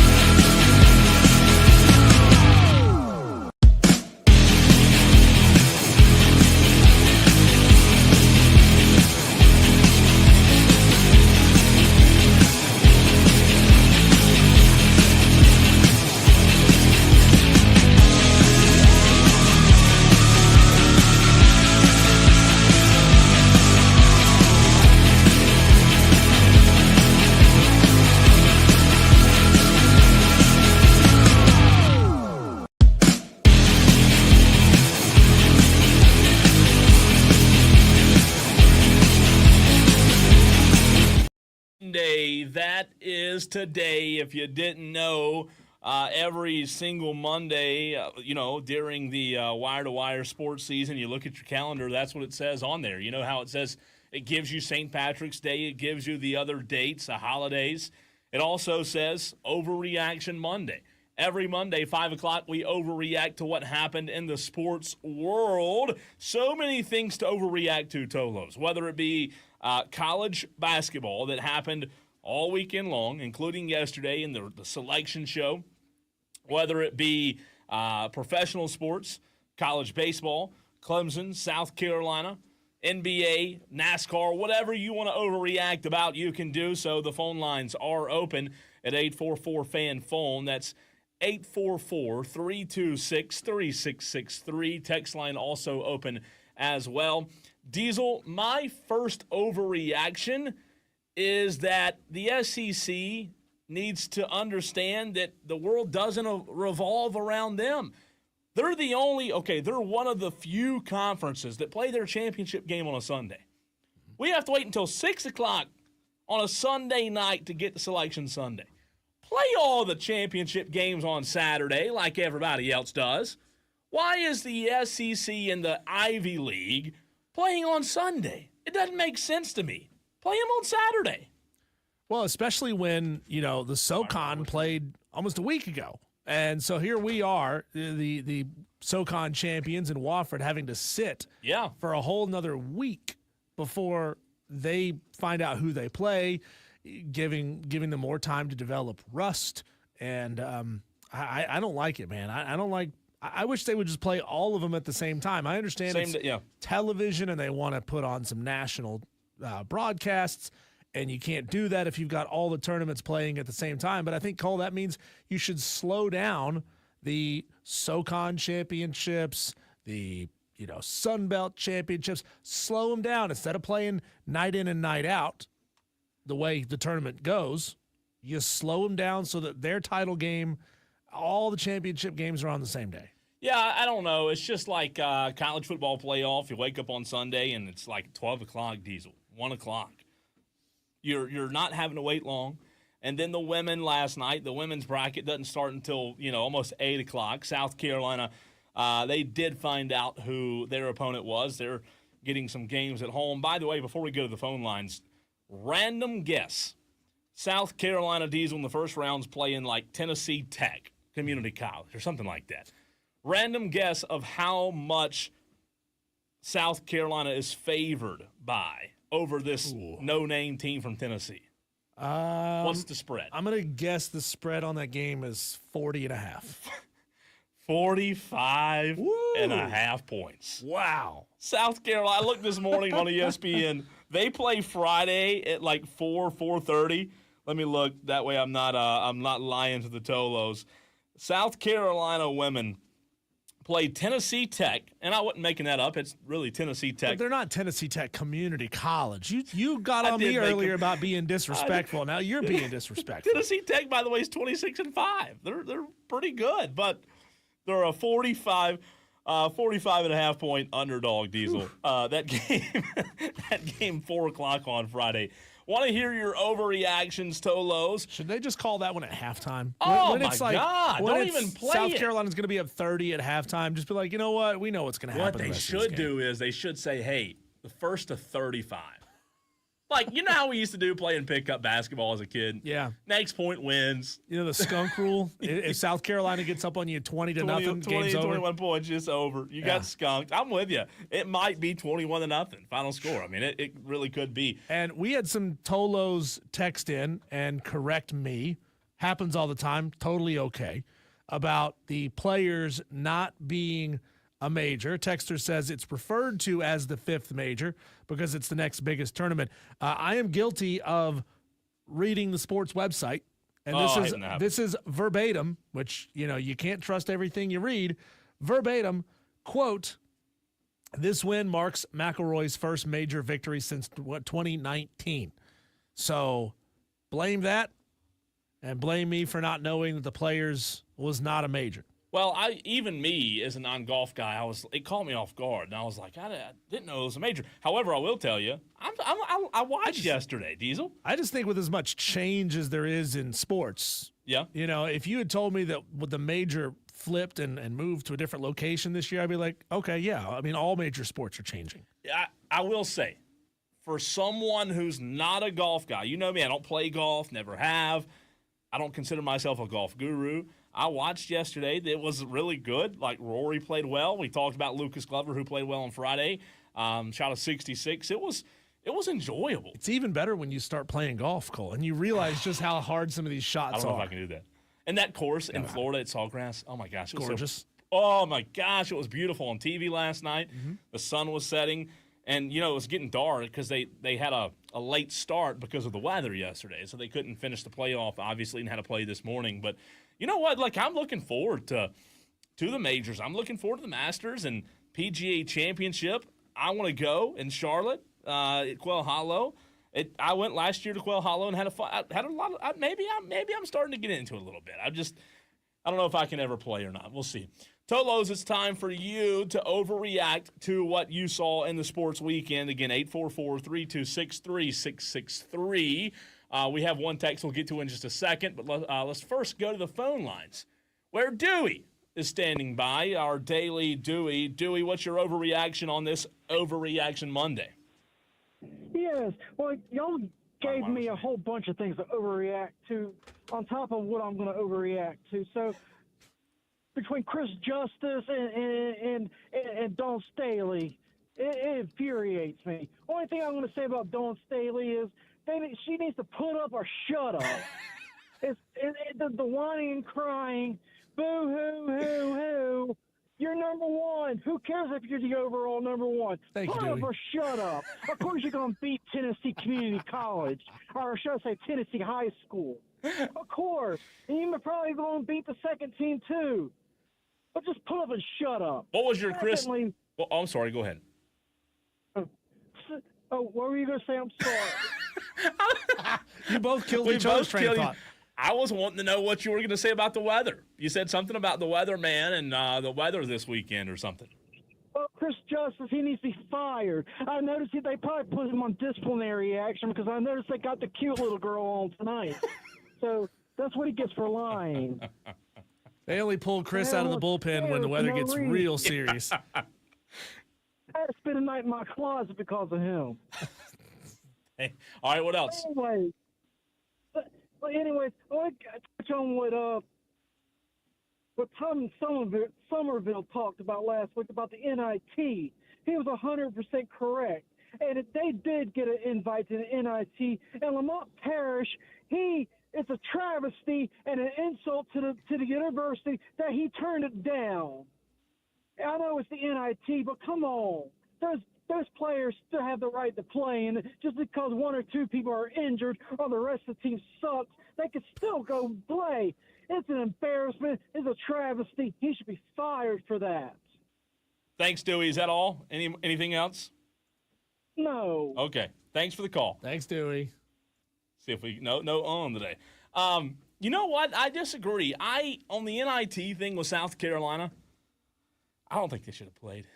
We talked about it last week. You and I did. Go ahead and rip the Band-Aid off, man. Like, just kill the season.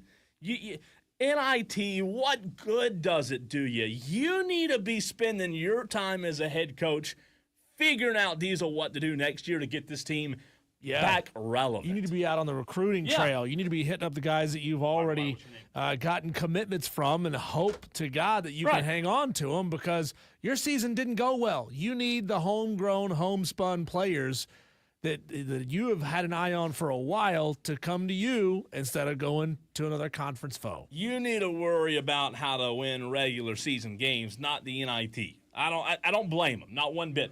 All right, next up on Overreaction Monday, we go to Somerville, where the only Tom in Somerville wants to overreact. What are we overreacting to today, Tom? Well, I got a lot of things I need to overreact to. First is when you're an SEC baseball team and you can't field a ground ball, you do not belong in the SEC as a player. So whoever that player was who cost us the game yesterday, he needs to be sent back to Little League. That was an absolute joke. You're 1 out away from getting a top 15 conference series win, and you blow it. You absolutely blew it. So that's the first thing, that if whoever that fielder was who cost us that game yesterday, he does not belong on the baseball team anymore. Kick him out of school, kick him off the team, send him back down to Little League. Okay? The next thing is this. I know the basketball team had a horrible, horrible season, okay? But the portal does not open for another 10 days. So, with that being said, the NIT starts tomorrow. You mean to tell me, even if they got beat,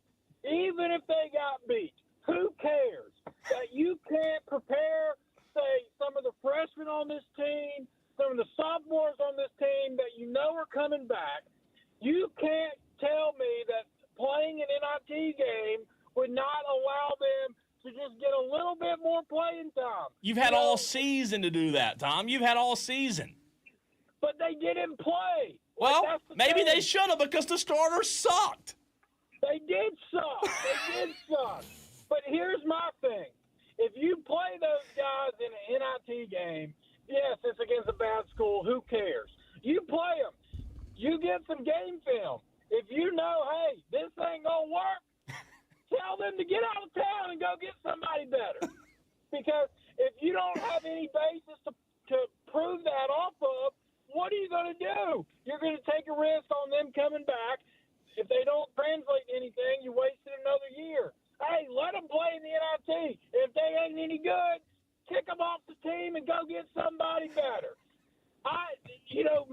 Most basketball programs, when it comes to the NIT, I can understand, hey, the NIT's not for us.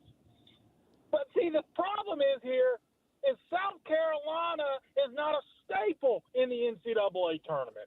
So anytime you have an opportunity to play in a postseason tournament, you should probably take that opportunity. Tom, would you want to see them hang an NIT appearance banner inside Colonial Life Arena? Hey, a banner is a banner. A banner is a banner. And South Carolina has got a lot of NIT banners. We're an NIT blue blood, and that will never change. Thanks, Tom. Belong in the NIT. Golly, Tom in Somerville. That's a good call. Crushing it.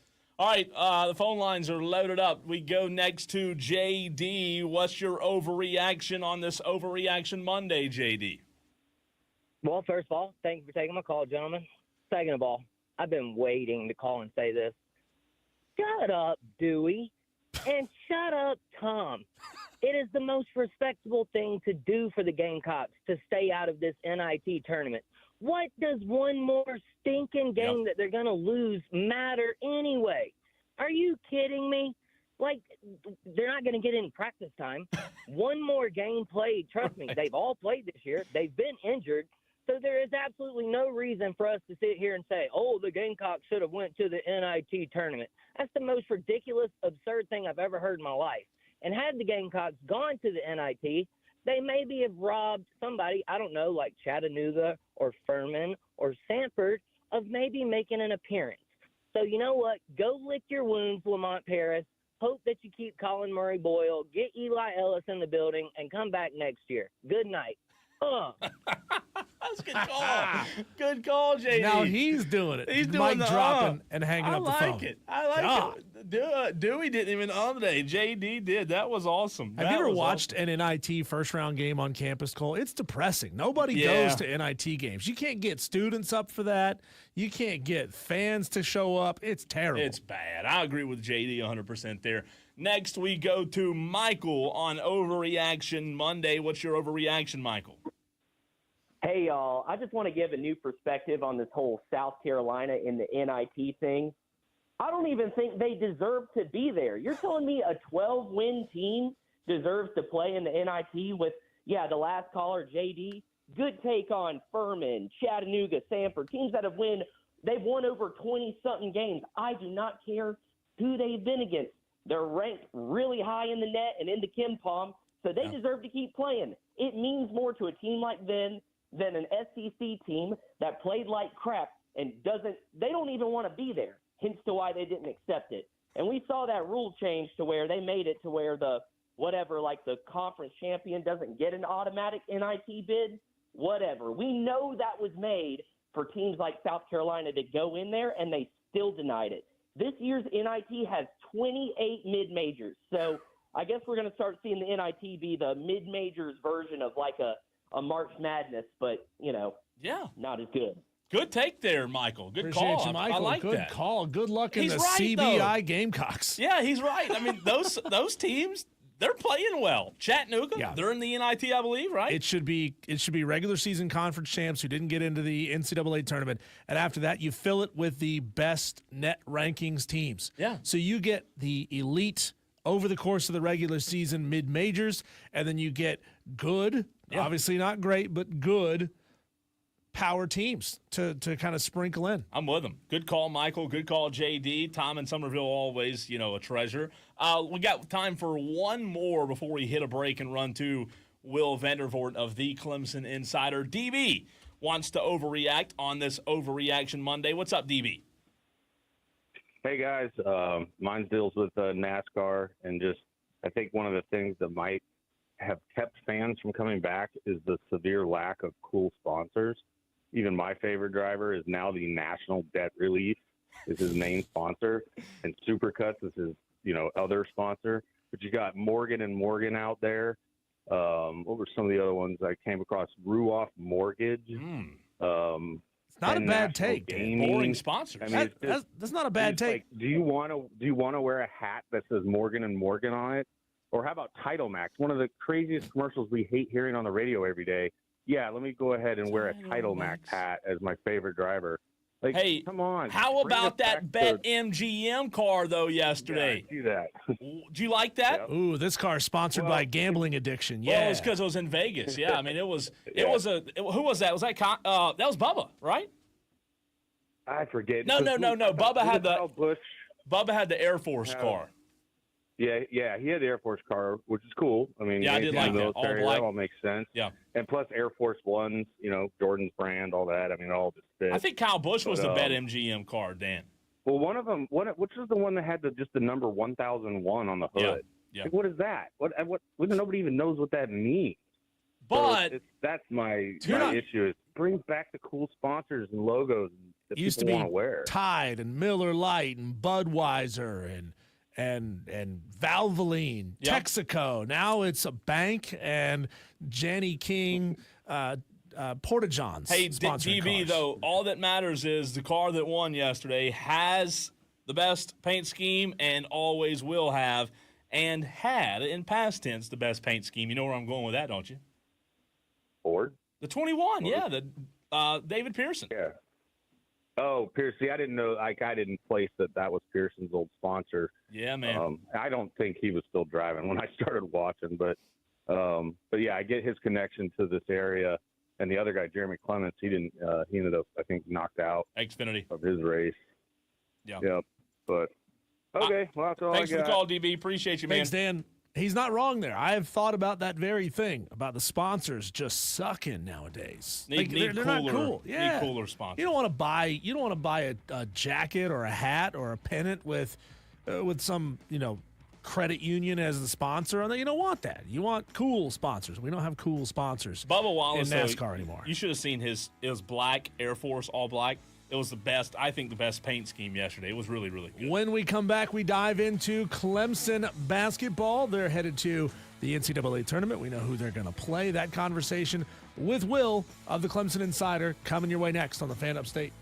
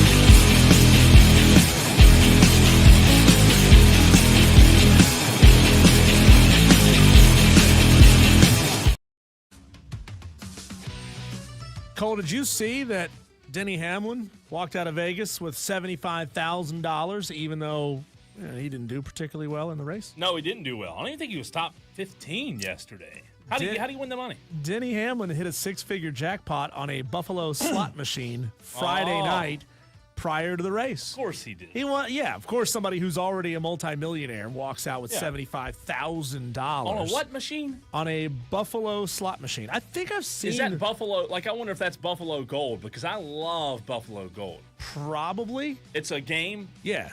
I don't. I hate playing slots because I don't know what I'm doing. Because there's really no input from me. I'd rather lose my money because I'm an idiot and don't know, the odds of getting another 8. With the cards that are already on the table, the cards that I've got in my hand. So I know that I need like an 8 to get a straight or something like that. I know the odds of getting that. This is the Buffalo slot machine that I think you're talking about. Buffalo! That's what it sounds like. And then you get the Buffalo run in the back. Yeah. I've played it. When I was in Vegas at the airport, they're all over the Buffalo Gold. I love that. $75K though. $75K, which tells me he put in like $100 bet probably. He had to be the max. Put in a big time bet. My father-in-law loves playing Kronos at casinos, and he has won a lot. Yeah, playing Kronos, but he also, he's got it. So like, he plays $20 a hand or $20 a spin. Sure. And to him, that's nothing. I mean, he'll only play like 2 or 3, and if he doesn't win, he walks away. But when you're obviously with those games, the more you wager, the better chance you have to win. The more the more it pays out. So he wins more often than not. Ayatollah texted the show, which you can do at 844-326-3663, and said, not so long ago, I went to an early round NIT game at Clemson. It was a great time, and the fan students treated it as a special game, and we immediately got made fun of for caring. Go Tigers! And again, I know they're different nowadays. But have you noticed? Have you driven up 85 yet, or recently? I have. Going toward like Gastonia? Kings Mountain? They're coming along with that new... Twin Kings or Two Kings? Two Kings. Two Kings. Yeah. It's already there. It's in the trailers. Yeah. And it's been there for several years. But the new building, what they're building, I mean, it is coming along, man. Huge. It's going to be big. You can see it from like a full exit away. Yeah. I just wonder, Cole, like I've heard, and maybe you can correct me on this, that they are not allowed to play games of chance at Two Kings because of the federal law that basically says you can't play games of chance. So give me an example of a game of chance. So like a game of chance would be like poker, roulette, blackjack. No, I think so. So here's that's what I heard. I could be wrong. So at Two Kings, they used to not have live Table dealers, games. right? Yeah. They do now. Okay. So before it was all computerized. So if you wanted to play roulette or blackjack or poker, you could on a computer game, right? Right. But now they actually have the tables in the middle. So, but that's what makes differentiates it from a game of odds versus a game of chance versus a game of whatever. So like the video poker knows exactly when it's going to pay out. Sure. But with live dealer games, they don't know when it's going to pay out because you can't fix the odds to fix somebody's chances to win. But That's interesting. I do like what Dan B had to say about the sponsorship. This this thing that I'm reading here about Denny Hamlin winning $75K talked about his car being blank prior to the clash at Bowman Gray. National Debt Relief stepped in to sponsor a couple of races. He's also going to be sponsored by AM/PM, a convenience store chain on the West Coast when they're racing on the West Coast. So you can't quickly and easily identify the Tide car. You can't quickly, easily identify the DuPont car, right? Yep. So whether it's having the same base paint scheme and then just basically slapping a magnet on the hood with the AM/PM or in this case, what National Debt Relief logo on it, it's hard for fans to tune in and know who it is that they're cheering for week in and week out, especially when you're talking about guys like Denny Hamlin who've been in NASCAR for a decade and a half or more, and not knowing what their car is week in and week out. I think there are. I don't want to. DB would know better than me. I would think Diesel watching the race. I think there are a handful of drivers that keep the consistent schemes, but for the most part, like you said, I don't know how many are week to week anymore, but there are a few. There are a few that keep the consistent. The week to week paint schemes suck. Yeah, but you know what? It's the money. I mean, what do you do about it, right? I mean, money moves everything. Well, that tells me that the big time mega sponsors, number one, the price of sponsorship has probably gone through the roof. So, you know, even if it was relative with inflation to what it cost to sponsor a race team 40 years ago, maybe you got these big sponsors saying, you know what, we're not paying you $10 million for the year. You know, we'll get a couple races. They'll get a couple races. They're just saying it's not worth it. You know, and how many times have we talked about the viewership numbers until this season, the viewership numbers of NASCAR waning year in and year out? I mean, I understand why the big-time sponsors are saying, nah, we don't really want to hitch our wagon to that. Well, you don't know that they're saying that, though. That's what I'm saying. I'm speculating here. Yeah. I'm openly speculating that, you know, maybe they're saying the viewership, it just isn't there for it to be worthwhile for us to sponsor an entire season. It's interesting. I don't know. I think, look, the reality is I think people are going to complain that don't like NASCAR regardless of what happens. I think they will complain about the grass not being green enough. Like, people that don't like NASCAR, I think they'll watch and say, well, their grass should be greener on the infield. That's causing the ratings to go down. But that's why. No matter what, I think NASCAR is probably getting more expensive to operate a team. So, you know, you could pick Bass Pro Shops and whoever else, Southern sponsors who probably should love NASCAR being from the South, but they may say, man, it's just too expensive. Yeah, I'm sure it's not cheap. I'm sure it's not. We were supposed to have Will Vandervort of the Clemson Insider in this segment to talk Clemson basketball. Obviously, Will had something going on because he usually doesn't stand us up, but he stood us up today. It's okay. It happens. I'm sure he has a really good excuse. We'll try a little bit later on in the show. Maybe we can just shift him back a little bit later. You know what's interesting about Clemson? These are 100% just rumors, false, tweets going around.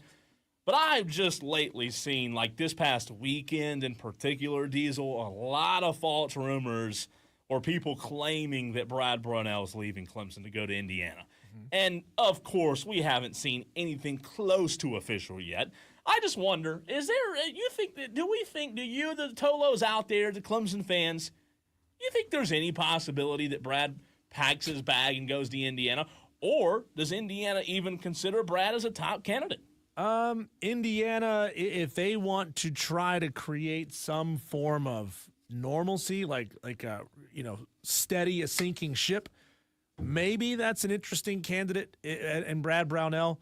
But Cole, I mean, it's been 10 plus years of ups and downs and ups and downs and ups and downs.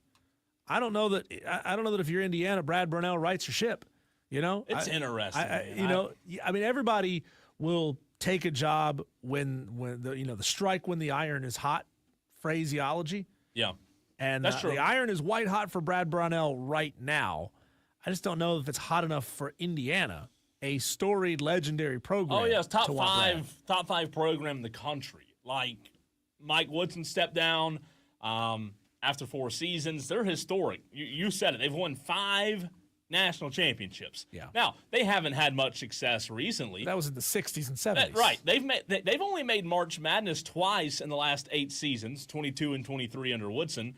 They're looking for somebody who can, I think, bring consistency to your point. Now, was Brad Brownell that right option? I don't know. To your point about striking while the iron's hot, the iron's definitely hot, right? So I guess if you're Indiana, you can say Diesel, Brad Brownell's upside is a good upside.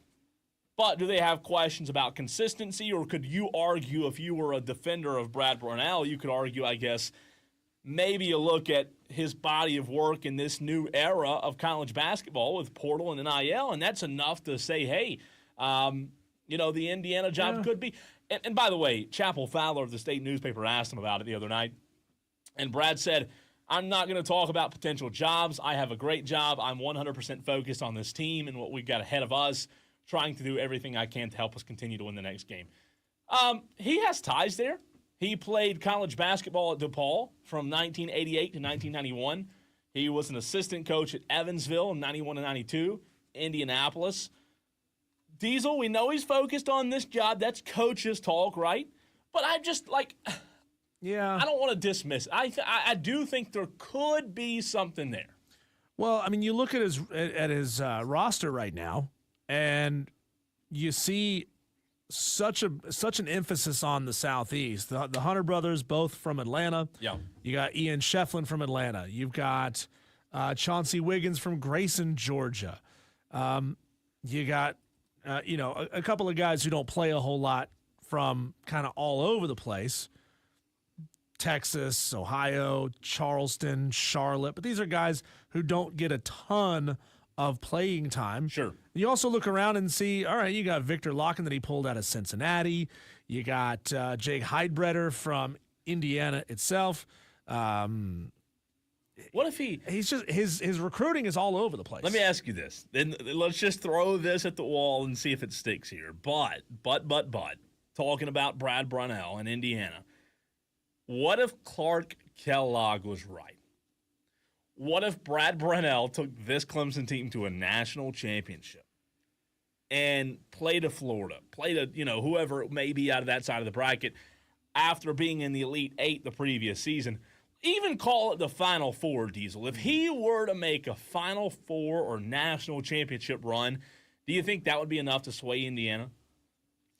To pull the trigger and want him? Yeah, I think so. Yeah, I think it would, because that'd be 2 seasons in a row. You've made the to your point about striking while it's hot, right? Yeah. I just wonder, Cole, if Clemson fans would feel or would be convicted enough in their beliefs to admit publicly that if Brad Brownell takes this team on a deep run after having been loyal to him for a decade and he leaves, to admit that Brad Brownell stabbed you in the back.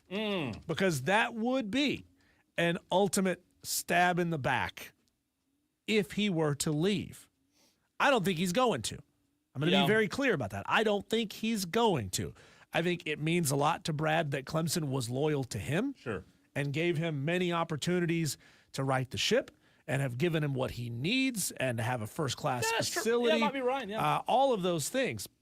But then again, Cole, if Indiana says we're going to raise your salary by $1.5 million a year, I'm there. It's hard to say no to that. Sure, and money will be, what keeps him. I don't know. Yeah. His buyout, though, let's see. His buyout, so he was given a 3-year extension in July to bring his total contract length to 5 years, $20 million. He's making $3.5 in the 2024-2025 season. He'll make $3.75 next year. He'll make $4 in 26. $4.25 in 27, $4.5 in 28.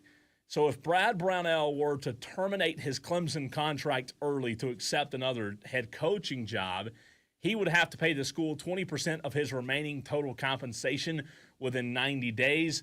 Payments would be prorated for any partial months.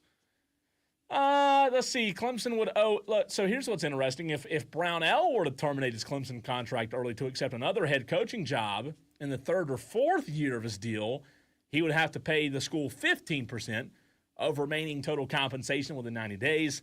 Clemson would owe Brownell 50% of his total compensation if he's dismissed after or in the first 2 years of the deal. I don't know. I think I'm with you. If I had to choose a side right now, Diesel, if we had a fence right here, and I had to pick a side, I think I would say he's not going to leave. No, I guess anything's possible. Yeah, I'd lean no. I mean, when you're already making, $3.5 to $4.5 million over the next 4 years of your life. Sure. Look, what difference is $4.5 versus $5 million? Yeah. I mean, I'd love to find out. I'd love to. I really would love to find out. Right? Yeah. But at some point, loyalty and conscience has to matter, and I don't think he would stab Clemson fans in the back like that. All right, Diesel, which 1 seed has the toughest path to the Final Four? Which 1 seed has the best path to the Final Four. Tolos, I want to hear from you, your opinion. Also, a reminder to join the Wire to Wire ESPN Tournament Bracket Challenge. So many of you Tolos have already done so, but we got to get those numbers up. So do that. If you want to text the show, we'll send you the link on how to join. But which one seed has the toughest and easiest path to the Final Four? That's next.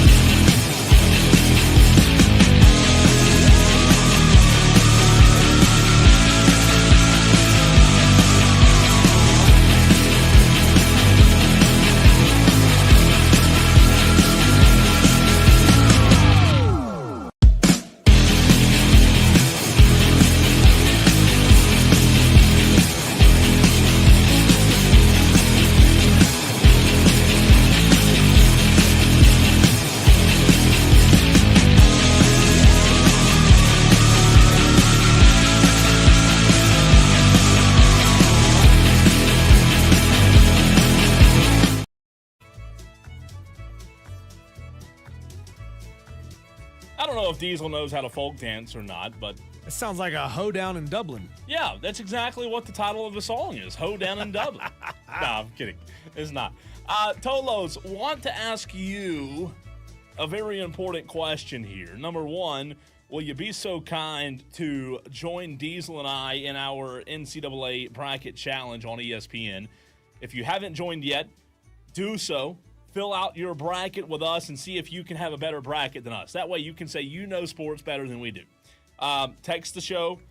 We'll send you the link. Or you can just search on the ESPN Tournament Challenge Wire to Wire. WIRE, the number 2, WIRE. It's on my Twitter as well at Cole Bryson. Join us up, man. Join us up, and let's have some fun with this because it's going to be a lot of fun. I filled mine out. We'll see if I make any changes. I may not. All right. I have another question. Diesel, which one seed has the easiest path to the Final Four? Would it be Auburn, who would play the winner of Louisville-Creighton, and then maybe Ole Miss, A&M, Michigan, Yale? Would it be Duke, who has Baylor, Oregon in their wings? Or would it be Houston, who would play Gonzaga, Georgia, Clemson, McNeese?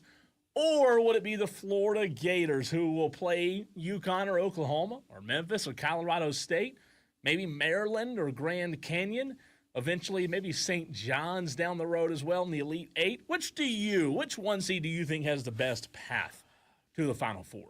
Well, if you look immediately at the 1 seed and their first round game and who they play in the second, I think Auburn has a decently tough road with the potential and the probability of facing Louisville. Louisville's tough. Tough. Pat Kelsey's done a tremendous job this year. I think Duke has it fairly easy, but not super easy. Right, I agree with that. And facing the winner of Mississippi State, Baylor.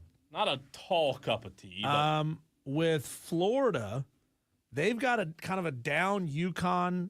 Yep. And a mediocre but decent Oklahoma. Yep.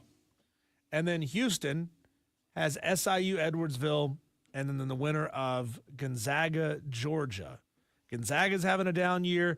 Georgia, not the best. Not the best, but not awful. And then Clemson, maybe. I think it comes down to those two. Houston or Florida, right? As far as the easiest path? Yeah, I would say so. I mean, UConn isn't what they were last year.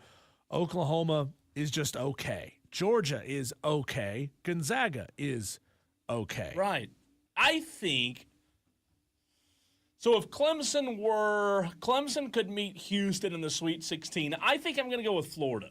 I think Florida has the easiest path in the West region. Norfolk State, they'll beat them by, name the score, right? 30. UConn, Oklahoma. What is there that, I just don't know. Neither team's any good. Memphis is okay. Maryland, I'm going with Florida, Diesel. Yeah, I lean either Florida or Houston. Memphis on the other side, Maryland. We'll see who they might face once they get to the Elite Eight. But outside of that, you're looking at Missouri, Kansas, St. John's. That's a little bit tough. I think once you get into the Elite Eight part, and you got to face whoever comes out of the lower part of the West region. Yeah. I think that's a little bit tough for Florida. Then again, on the other side of things, you're looking at Houston. They got Tennessee way down on the other side of things, too. I love March Madness. It's so fun. It's so hard to parse these words. Yeah, it's gonna be a lot of fun. By the way, Will Vandervort, who was supposed to join us at 5:20, will join us in the very next segment. So he had a good excuse. I'll give him a pass. But Will Vandervort, to dive in on Clemson, will join us. Dog eat his homework? Ran out of minutes on his phone. I don't know. I'm just kidding. I'm just messing. Did your internet just go down? Mine did too. Side. Yeah. Sorry, those who are watching the stream. Our internet just went down here in the studio. It just poop. And we're efforting to get it back up as soon as possible. So don't worry. It went poop. Working on it. The last thing I'll say before we run to it. Poop. Oh, that wasn't as good as the first two. It was up. Okay. Poop. Sounds like a We're just doing sound effects now? No, it sounds like a battery in when the battery's dead in the smoke detector. That's what it sounds like. Do your best impression of I know what that sounds like because two houses down from mine has had their frickin' smoke detector in their garage beeping for like 2 years. Boop. Yeah. Is that pretty good? I mean, just a little chirp. St. John's. I don't know what it is. Before we run to a break, St. John's is the team that I'm circling, that I'm watching. St. John, you just can't bet against Rick Pitino, man. It's tough. I think St. John's is going to be a fun watch, man. You're going to get here. Listen to this. If Arkansas beats Kansas and St. John's beats Omaha in the round of 32 on Saturday night, we're going to have John Calipari versus Rick Pitino. Oh, my gosh. Old school. Sign me up. As good up. as it gets. When we come back, we will hear from Will Vandervort of the Clemson Insider. He has repaid for his new batch of minutes, and he will join us on the other side of the break.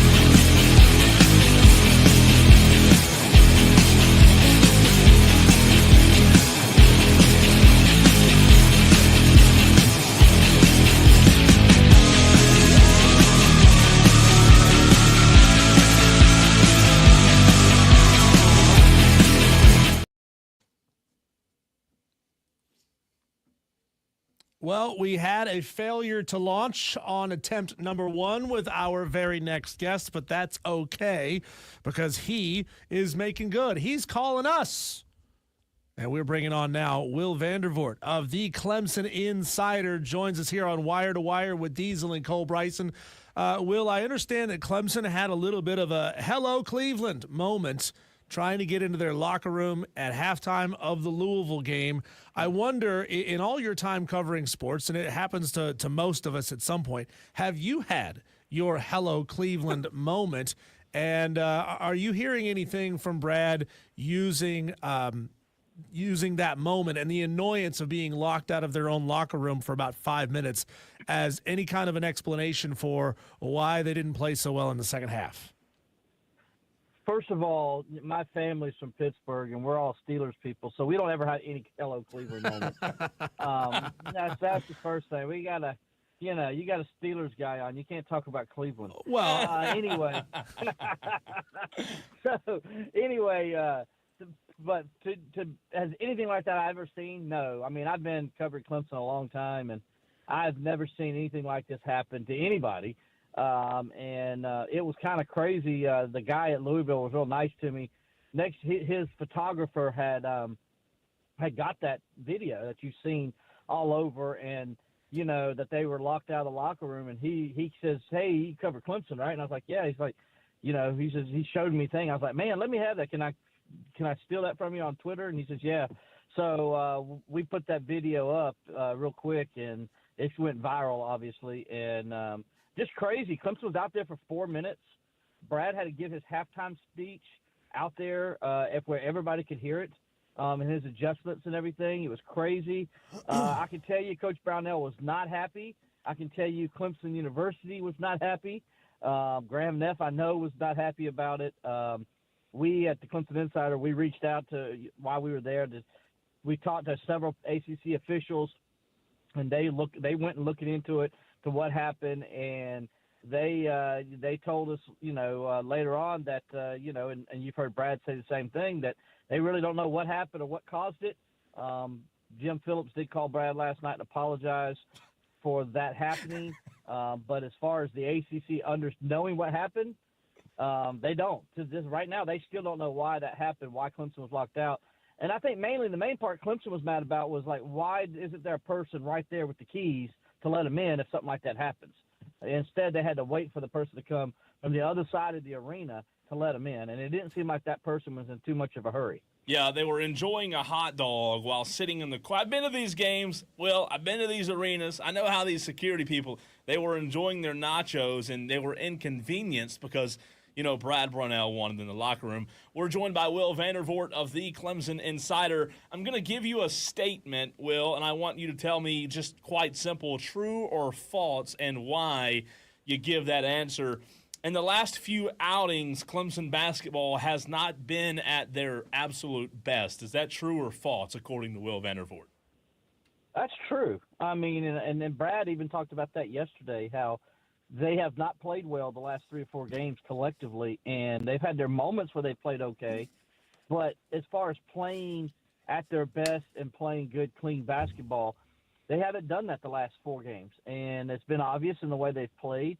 They shot the ball horrible against really, you go back to the Virginia game is where it kind of started, where they didn't shoot the ball well there. They shot okay against Boston College, didn't shoot good at all against Virginia Tech, didn't shoot good at all against SMU, and it took them almost 37 minutes to finally find their mark against Louisville the other day. So yeah, they're not playing, and some of it's injuries. Chase Hunter for 3 of those games was injured, and he wasn't 100%, had the calf strain, and then he loses his brother for the season against SMU. And that really hurt them, and it really hurts them a lot in a lot of ways. It's probably the biggest injury in college basketball, and nobody's talking about it because what happened with Cooper Flagg. And, yeah, Cooper Flagg's a big injury, but we saw Duke can win without Cooper Flagg. And I think Clemson can win without, Dylan Hunter, but they're not as good without Dylan Hunter. They struggle with their efficiency on offense. They struggle on defense without him there. So that's a big blow, and it's probably one of the biggest blows that nobody's talking about, how big that injury is. And Clemson's got to figure a way to fix it if they want to make some kind of run in this tournament. Yeah, well, I think a lot of people probably just look at the points per game and say, well, he's scoring about 5-6 points a game. It's probably not that big a loss for Clemson. Given, your tenure and your time that you spent around Brad Brownell, how does he like to coach up situations like this, where even, outside of the loss to Louisville in the game that they just lost, the three previous games before that, they, again, were looked just out of sorts, failed to score 70 points in 3 straight games. Does Brad like to coach harder to get the team to snap out of whatever they're in, or is he more of a give them a day off, allow them time to collect their thoughts kind of coach? He's kind of both. He'll give a team a day off. Like, last week knew his team was tired. They played a lot of games. He gave them a day off because they had time. And he knew at the end of the year they were really tired. So, yeah, he'll give them days off. But at the same time, now I'm going to tell you, I've been in Brad Brownell's practices, and he coaches hard. The whole practice is hard. It's not an easy – when you play for Clemson basketball, you better come ready to practice every day because he's going to make you practice hard. And so they don't have easy practices, never have. Even their walkthroughs are intense. That gives you an indication of how hard he practices. So he's going to do what he does. Now, I'll say this. He mentioned it yesterday. They only had one day to adjust without, with what happened with Dylan Hunter against SMU to the Louisville game. Now they're going to have 3 or 4 more days to try to draw up more of a plan, how they're going to do things, what the plan of action is. They got 3 guys that they feel like, they can get good minutes from that can help them. Those guys got to step up, obviously. But he does a good job as any coach in the country as far as when it comes to adjusting when you have an injury and trying to work around that injury to at least not lose too much of who you are. The problem with this one, though, is that Dylan Hunter is your point guard for the most part. He is the guy who kind of gets this team going. He gets his brother going. Brad even mentioned yesterday, he's the one guy on the team that can look at his brother and say, hey, Chase, come on, man. We need you to pick it up and get going. He's like, nobody else on the team can do that with Chase Hunter. And, so that's the guy you're losing. As you mentioned, it's not just the points per game. It's everything else. It's the way he distributes the basketball. I mean, you look at his assist-to-turnover ratio, it's got to be one of the best in the country. He only turned the ball over in 31 games 13 times all year long. I mean, that tells you how good this guy is and how efficient he is.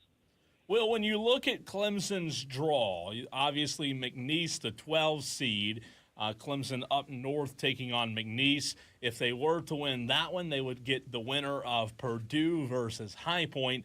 And then up top, above Clemson, you have Georgia taking on Gonzaga and Houston taking on SIU Edwardsville. Do you feel like Clemson got a good draw at the 5 seed? And when you look at their little quadrant, who do you think will be the biggest challenge for the Tigers? Yeah, I did think Clemson got a good draw. I think they match up well with McNeese. McNeese is a pressure team. Usually Brad Brownell teams handle pressure teams very well.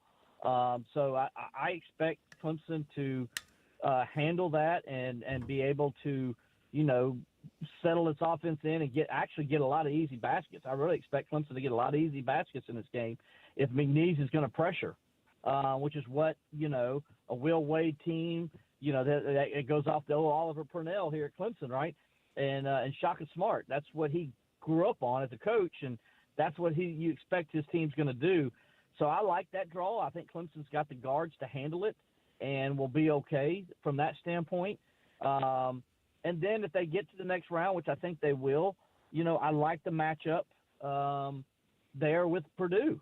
I think Purdue is not as good as their record indicates. I think they're 21-9.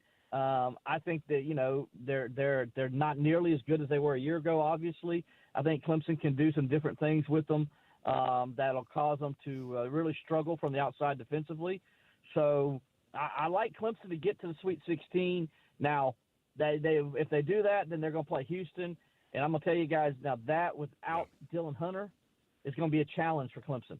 I think if Dylan Hunter was there, they could give Houston some problems. But I don't know if they can beat Houston without having Dylan Hunter on the floor with them. So I got them going at least to the Sweet 16. I think they're good enough, and they can get around the Dylan Hunter injury for the first couple games, but it's going to be difficult for them to do that against a team like Houston. Find his work on Twitter at Clemson Insider. We invite all of our Tolos to go find the Clemson Insider on Twitter and give them a follow. Will, do you have any problem with Clemson being a 5 seed in this bracket? It feels like, they were playing a higher level of basketball. I understand they didn't play particularly great down the stretch, and losing to Louisville in the semis doesn't look particularly great when you have such high expectations, but it feels like a 5 is a little low.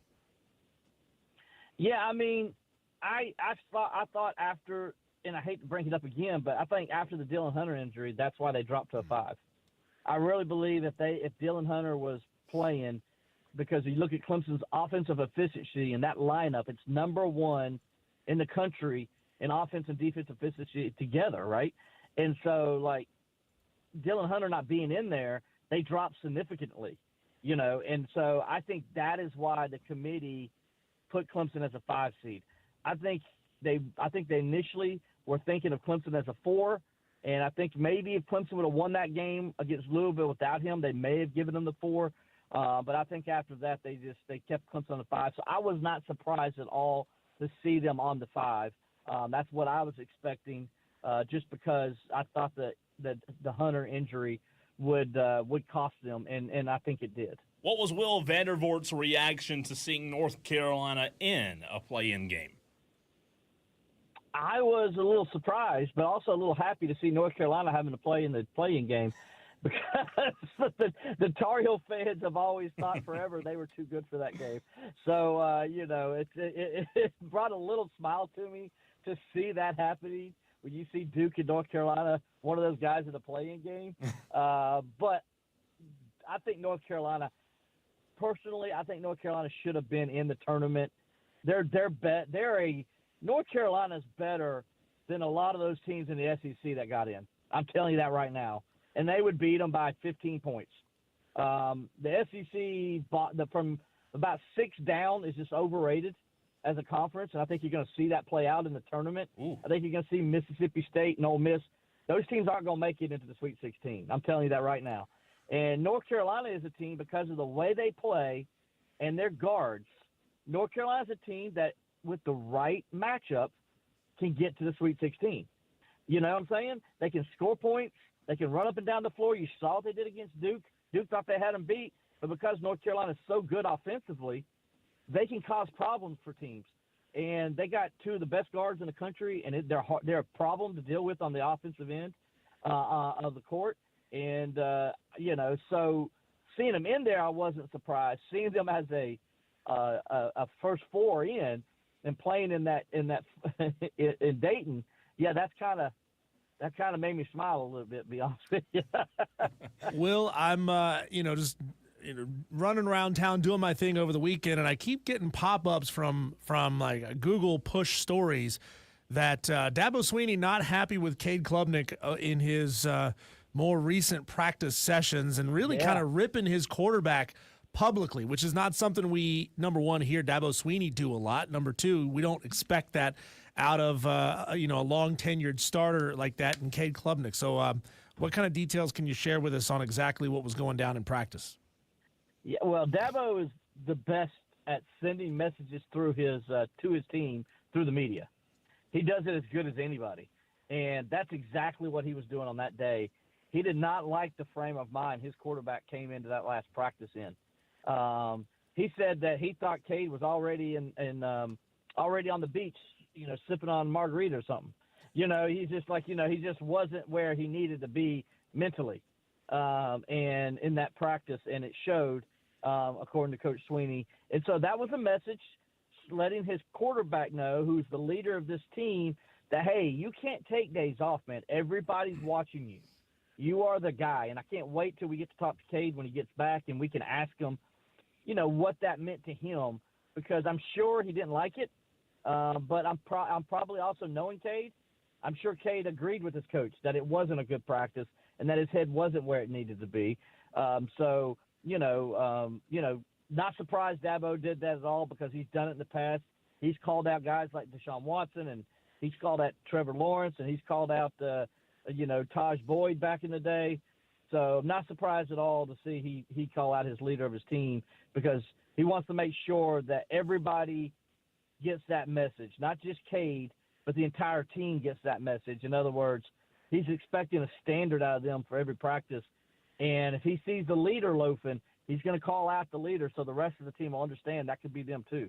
Hey, Will, my last question for you. Let's continue to jump from sport to sport as baseball took 2 of 3 from Notre Dame over the weekend, now 2-1 to start the ACC conference play. Only lost just a couple of games all season long. This team, cruise control is set, it seems like. Who do you think in the ACC could be the team that really takes Clemson off of cruise control?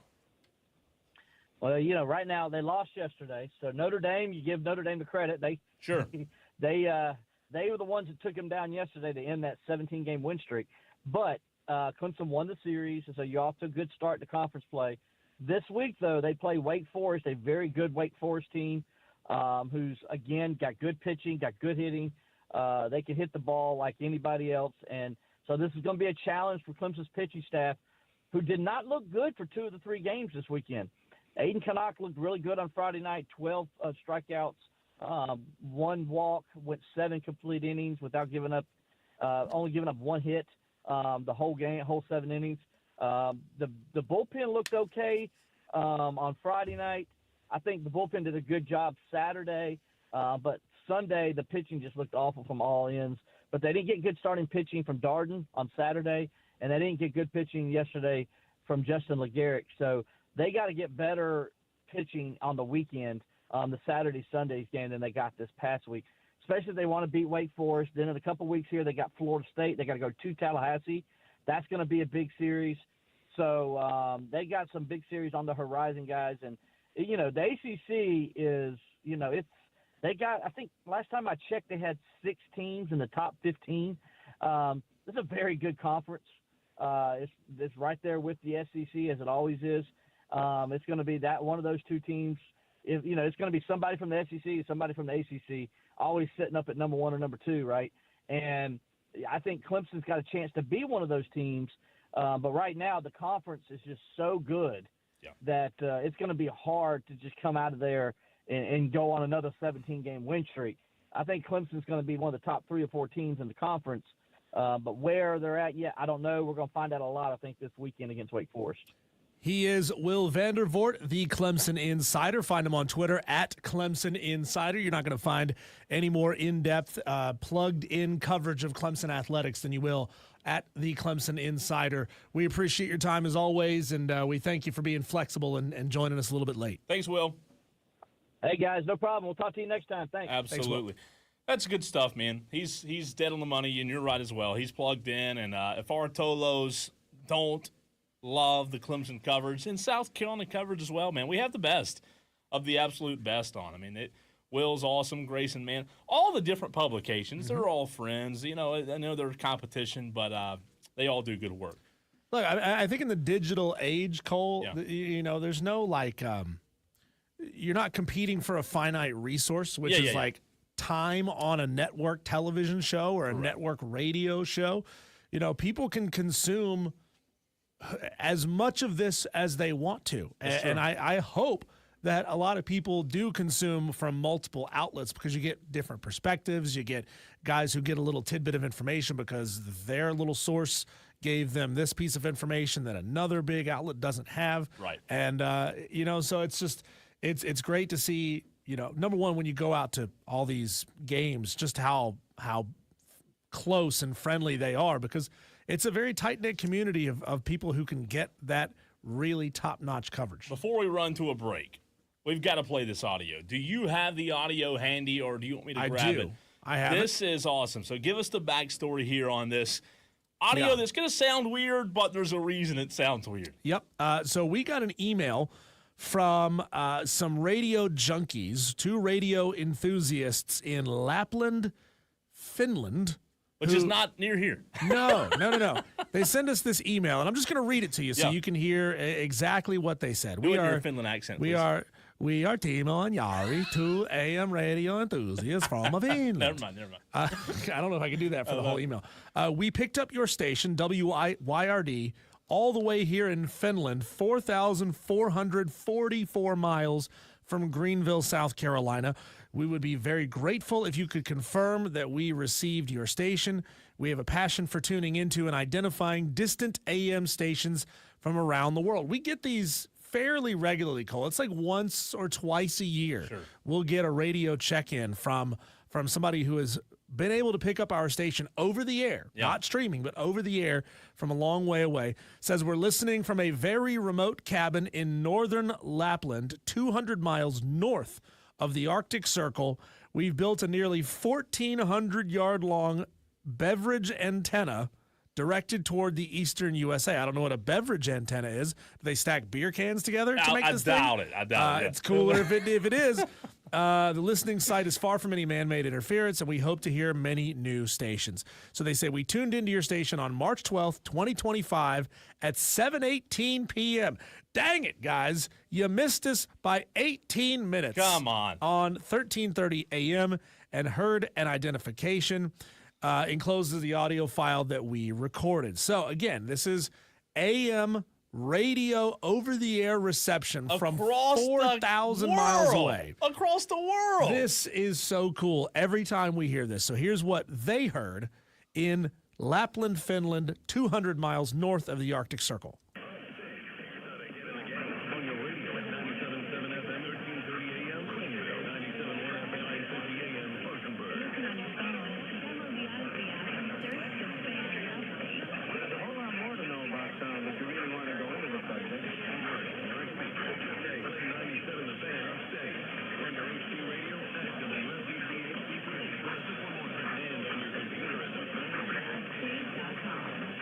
So there you go. That is awesome. Now, I love that it's the legal ID that says there's a whole lot more about sound if you really want to go into the subject, because it is incredible with like atmospheric bounce and the proper weather conditions and the right antennas and tuning and pointing that antenna exactly the right way, how far AM radio signals will go. Across the freaking pond.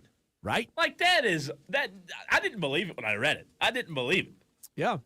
You mean to tell me there's somebody in a different country that can pick us?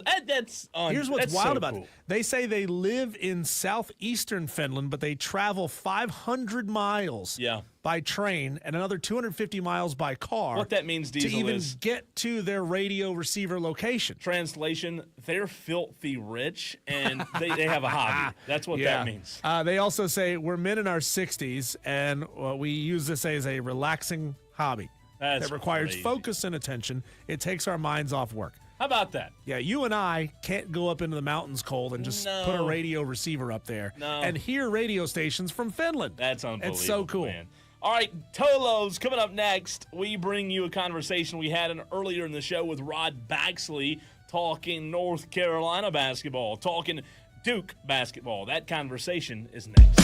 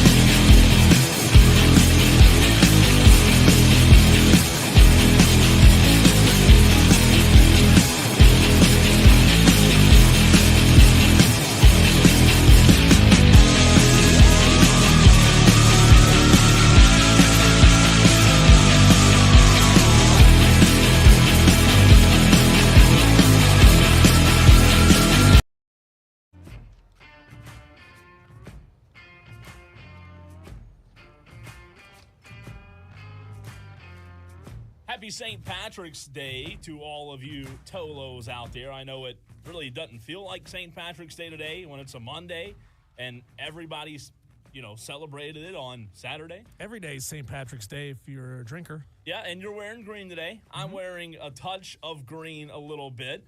But let's talk a little more North Carolina Duke basketball, as we've been talking a lot of college basketball on the show already, as we're joined by Rod Baxley, who covers Duke in North Carolina for the Fayetteville Observer. Rod, let's start with the pressing matters of which is driving the conversation today. North Carolina in a play-in game for someone that covered North Carolina all season long. In your mind, is this a tournament team? No, I don't think so, Cole. What it boils down to for me is when you look at the field, they beat two teams that are in this tournament, UCLA and American, which won the automatic bid out of the Patriot League. So 2 wins against the field, but they didn't do anything stupid like some of these other teams that got left out. So there's something to be said for that and the strength of their schedule. But no, I did not foresee them being in this tournament this season. Rod, I want to go back to the semifinal game in the ACC tournament. Duke got out to a huge lead in the first half, suddenly forgot how to defense in the second half, let North Carolina come roaring back. At one point, this was a 24-point game, and it came down to the wire.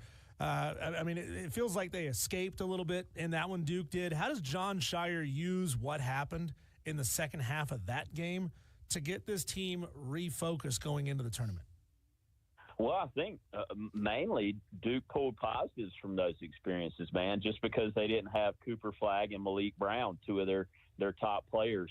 So they were being able to withstand that surge from North Carolina in the second half, showed Duke that they are more than Cooper Flagg, and I think that's going to give them even more confidence as they move into the tournament. Rod, it's interesting you brought that up as we're joined by Rod Baxley, who covers Duke in North Carolina for the Fayetteville Observer, because I was thinking about that in relation to an NBA team earlier today. Yeah. I'm a big NBA guy. I love LeBron and the Lakers and Luka, obviously, and them getting a win last night over Phoenix or Saturday night was the first win in a few-game stretch where they are having to learn, that group is having to learn to play without LeBron, right?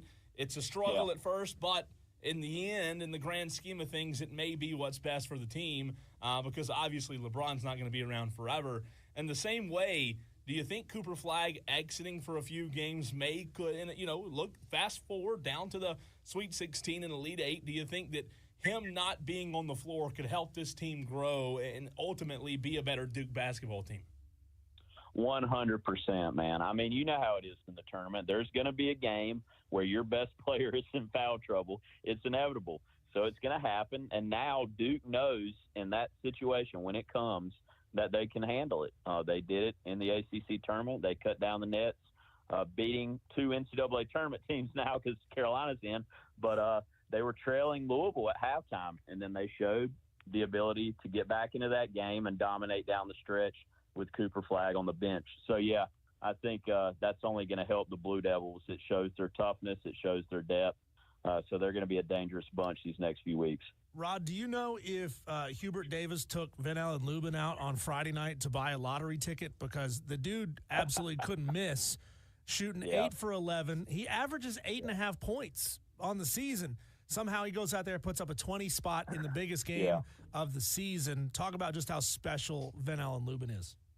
Yeah, man, he's been awesome of late. Ever since Hubert went to the more traditional lineup with him at the 5, and granted a smaller 5 at 6'8", but with him and Jalen Withers at the 4 spot, it opened up a lot of things for Carolina, and they started hitting threes. So when you're hitting shots, it opens up things in the paint, and Van Allen Lubin has taken advantage of that. He had 3 straight double-doubles to finish the ACC tournament. So he made the All-ACC team, and if he can keep that up, Carolina can stick around for a few games. So, Rod, do your best. I don't know if you have your bracket in front of you or not, but do your best. I got it up, guys. Okay, perfect. So, convince me, convince Diesel, convince our audience, the Tolos out there, if North Carolina, they won 2 games in the ACC tournament, if they can somehow get things going as of late, which we all know in basketball, the hot team can sometimes be a little bit of a sleeper team. Convince us how and why North Carolina can get their ducks in a row and make a run. Okay, well, first off, guys, you know how the first 4 is, that there's typically an 11 seed that makes a nice little run from the first 4. So that's the first thing to consider. Then when you look at the possibilities as far as what's ahead for UNC, starting with San Diego State, great defensive team, but they don't score a lot. You look at Ole Miss, good defensive team, that they're a little bit better offensively, but I think they've lost 5 of their last 8 games. And then Iowa State, they're going to be missing one of their best players in Keshawn Gilbert if Carolina gets to that point and the bracket goes as it should go. Iowa State, another team that has been faltering down the stretch and dealing with injuries, another defensive-minded bunch that's good offensively, but Carolina can beat all 3 of those teams. So it's not a terrible draw, but when you look at the other side of it, all 3 of these teams are really good defensively. They get after it. They make you work. And Carolina has had a tendency to become stagnant offensively. But still, I mean, you can't hide in the postseason. You're going to play tough teams. But as far as the draw goes, it's a gettable path for the Tar Heels. It certainly is. Rod Baxley, Fayetteville Observer, covers Duke and North Carolina, joining us here on Wire to Wire with Diesel and Cole Bryson. I don't anticipate that Duke would need Cooper Flagg to get past either American or Mount St. Mary's. Yeah. But I understand why they would want to get him back as quickly as possible, even if it's just limited minutes in that game, maybe to get him get his legs back under him for the second round matchup there. Is that what you anticipate Duke will do? And do you have anything more specific about Flagg's ankle condition right now? Yeah, well, John Shire said yesterday that he's expected to be ready to go Friday. And when you look at Cooper Flagg, everybody likes to bring up the Zion conversation when he hurt his knee back in 2019, and people were talking about shutting it down and just focusing on the NBA draft. But, man, these guys are gamers. They want to play. This is their only time they're going to get to play in the postseason for Duke. So they're going to want to play as much as possible. I don't know how much he'll play Friday, but I certainly expect him to play. I just think later in the second half, you'll see him cheering on his teammates from the bench. Rod, when it comes to Duke, is there – look, I know John Shire's like the most beloved person. There's no doubt. There's nobody out there doubting if John Shire wasn't the best hire to follow Coach K. Yeah. But with that being said, is there any pressure on this team, as good as they are? I mean, it has been 10 years since Duke's last won a national championship. Is there any added pressure on Duke to finally get back to the top of the mountain?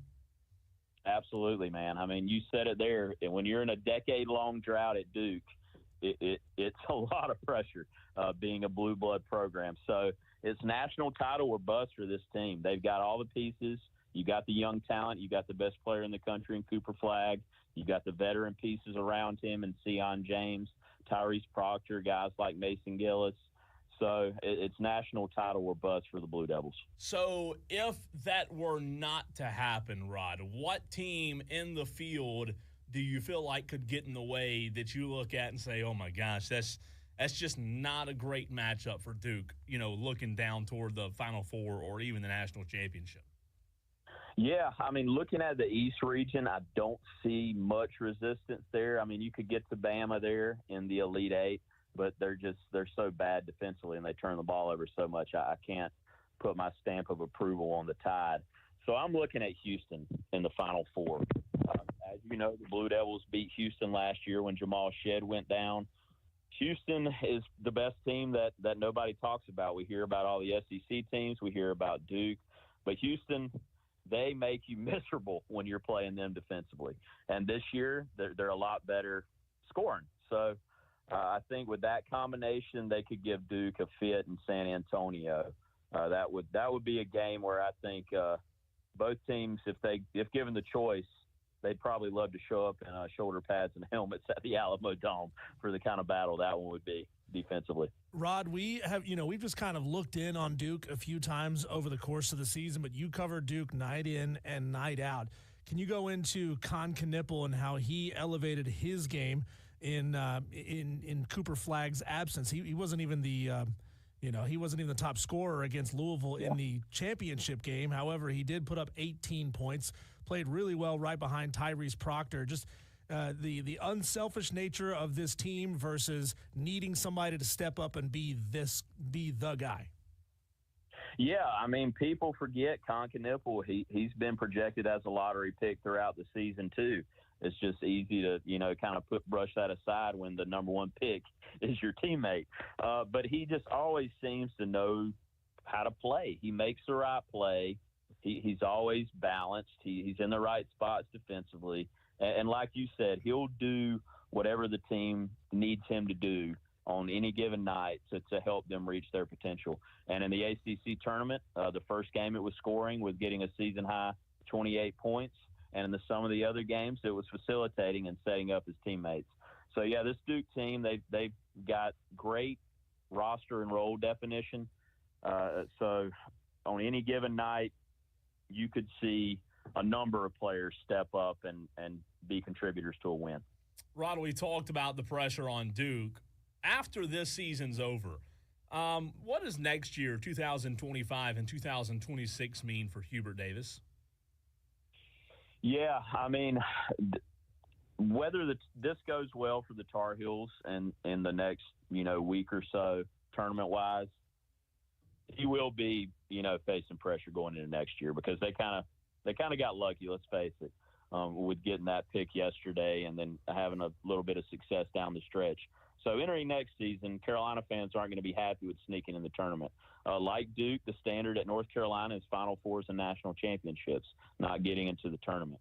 So maybe the adjustments they made in the final month, maybe hiring general manager Jim Tanner to oversee the roster construction side of things will help.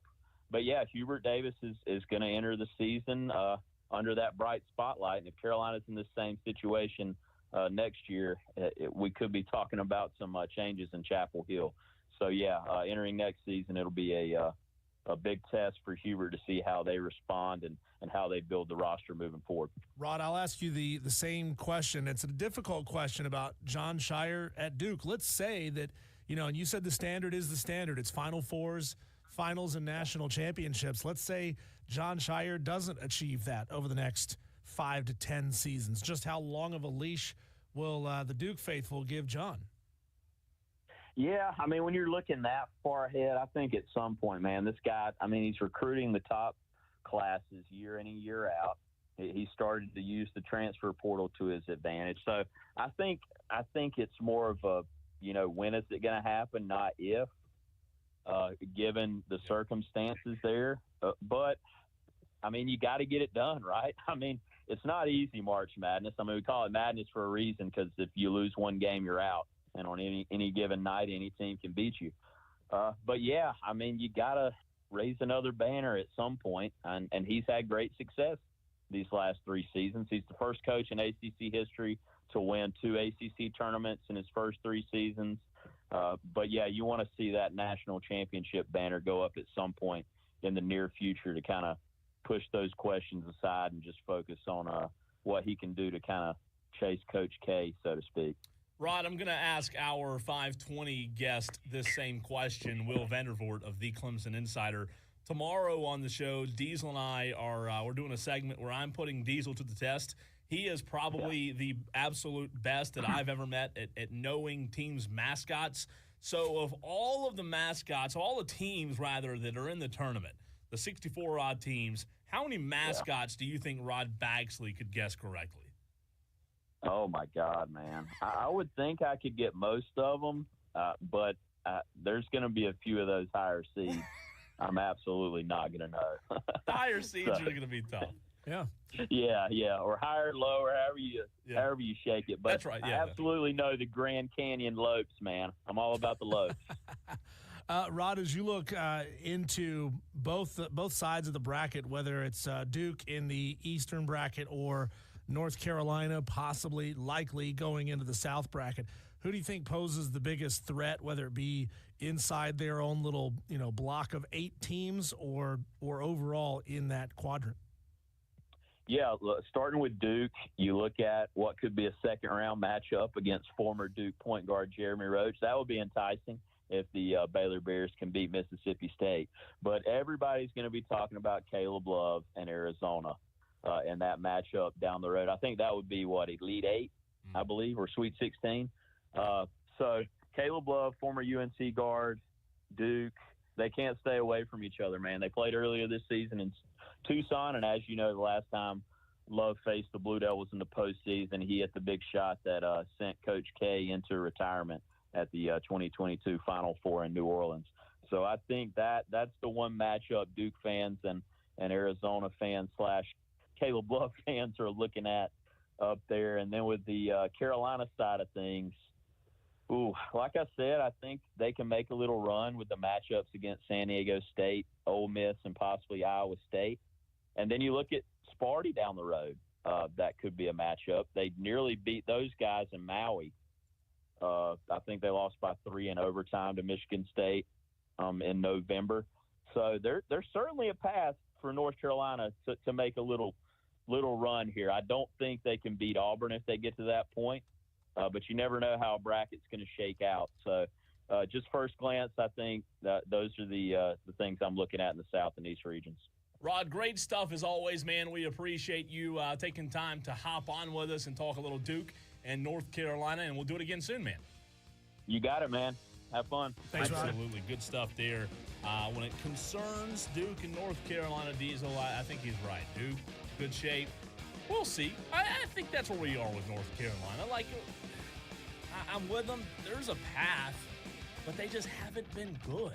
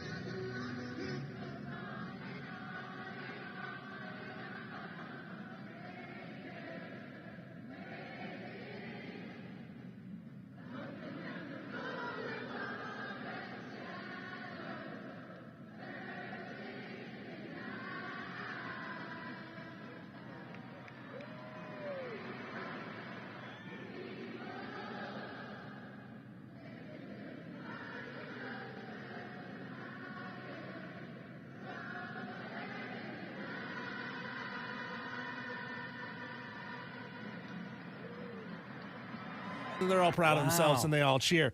I think I know the Fresh Prince of Bel-Air theme song. Probably is maybe the only song I know every word for word. But hey, we're creatures of habit, and we are built to recognize patterns. Yeah. So that's why choruses in songs work. And if you got like progressive rock songs that don't really have choruses, it's hard for people to learn the words to. Like we need that tentpole moment of don't stop believing. And I think that's why maybe country would be an easier genre to know the words without the music, because there is it's simple. They're always just singing about their dogs and their trucks and their trains and mamas. That's not what I'm talking about. I'm talking about the bridge, the chorus. Well, yeah. The verse.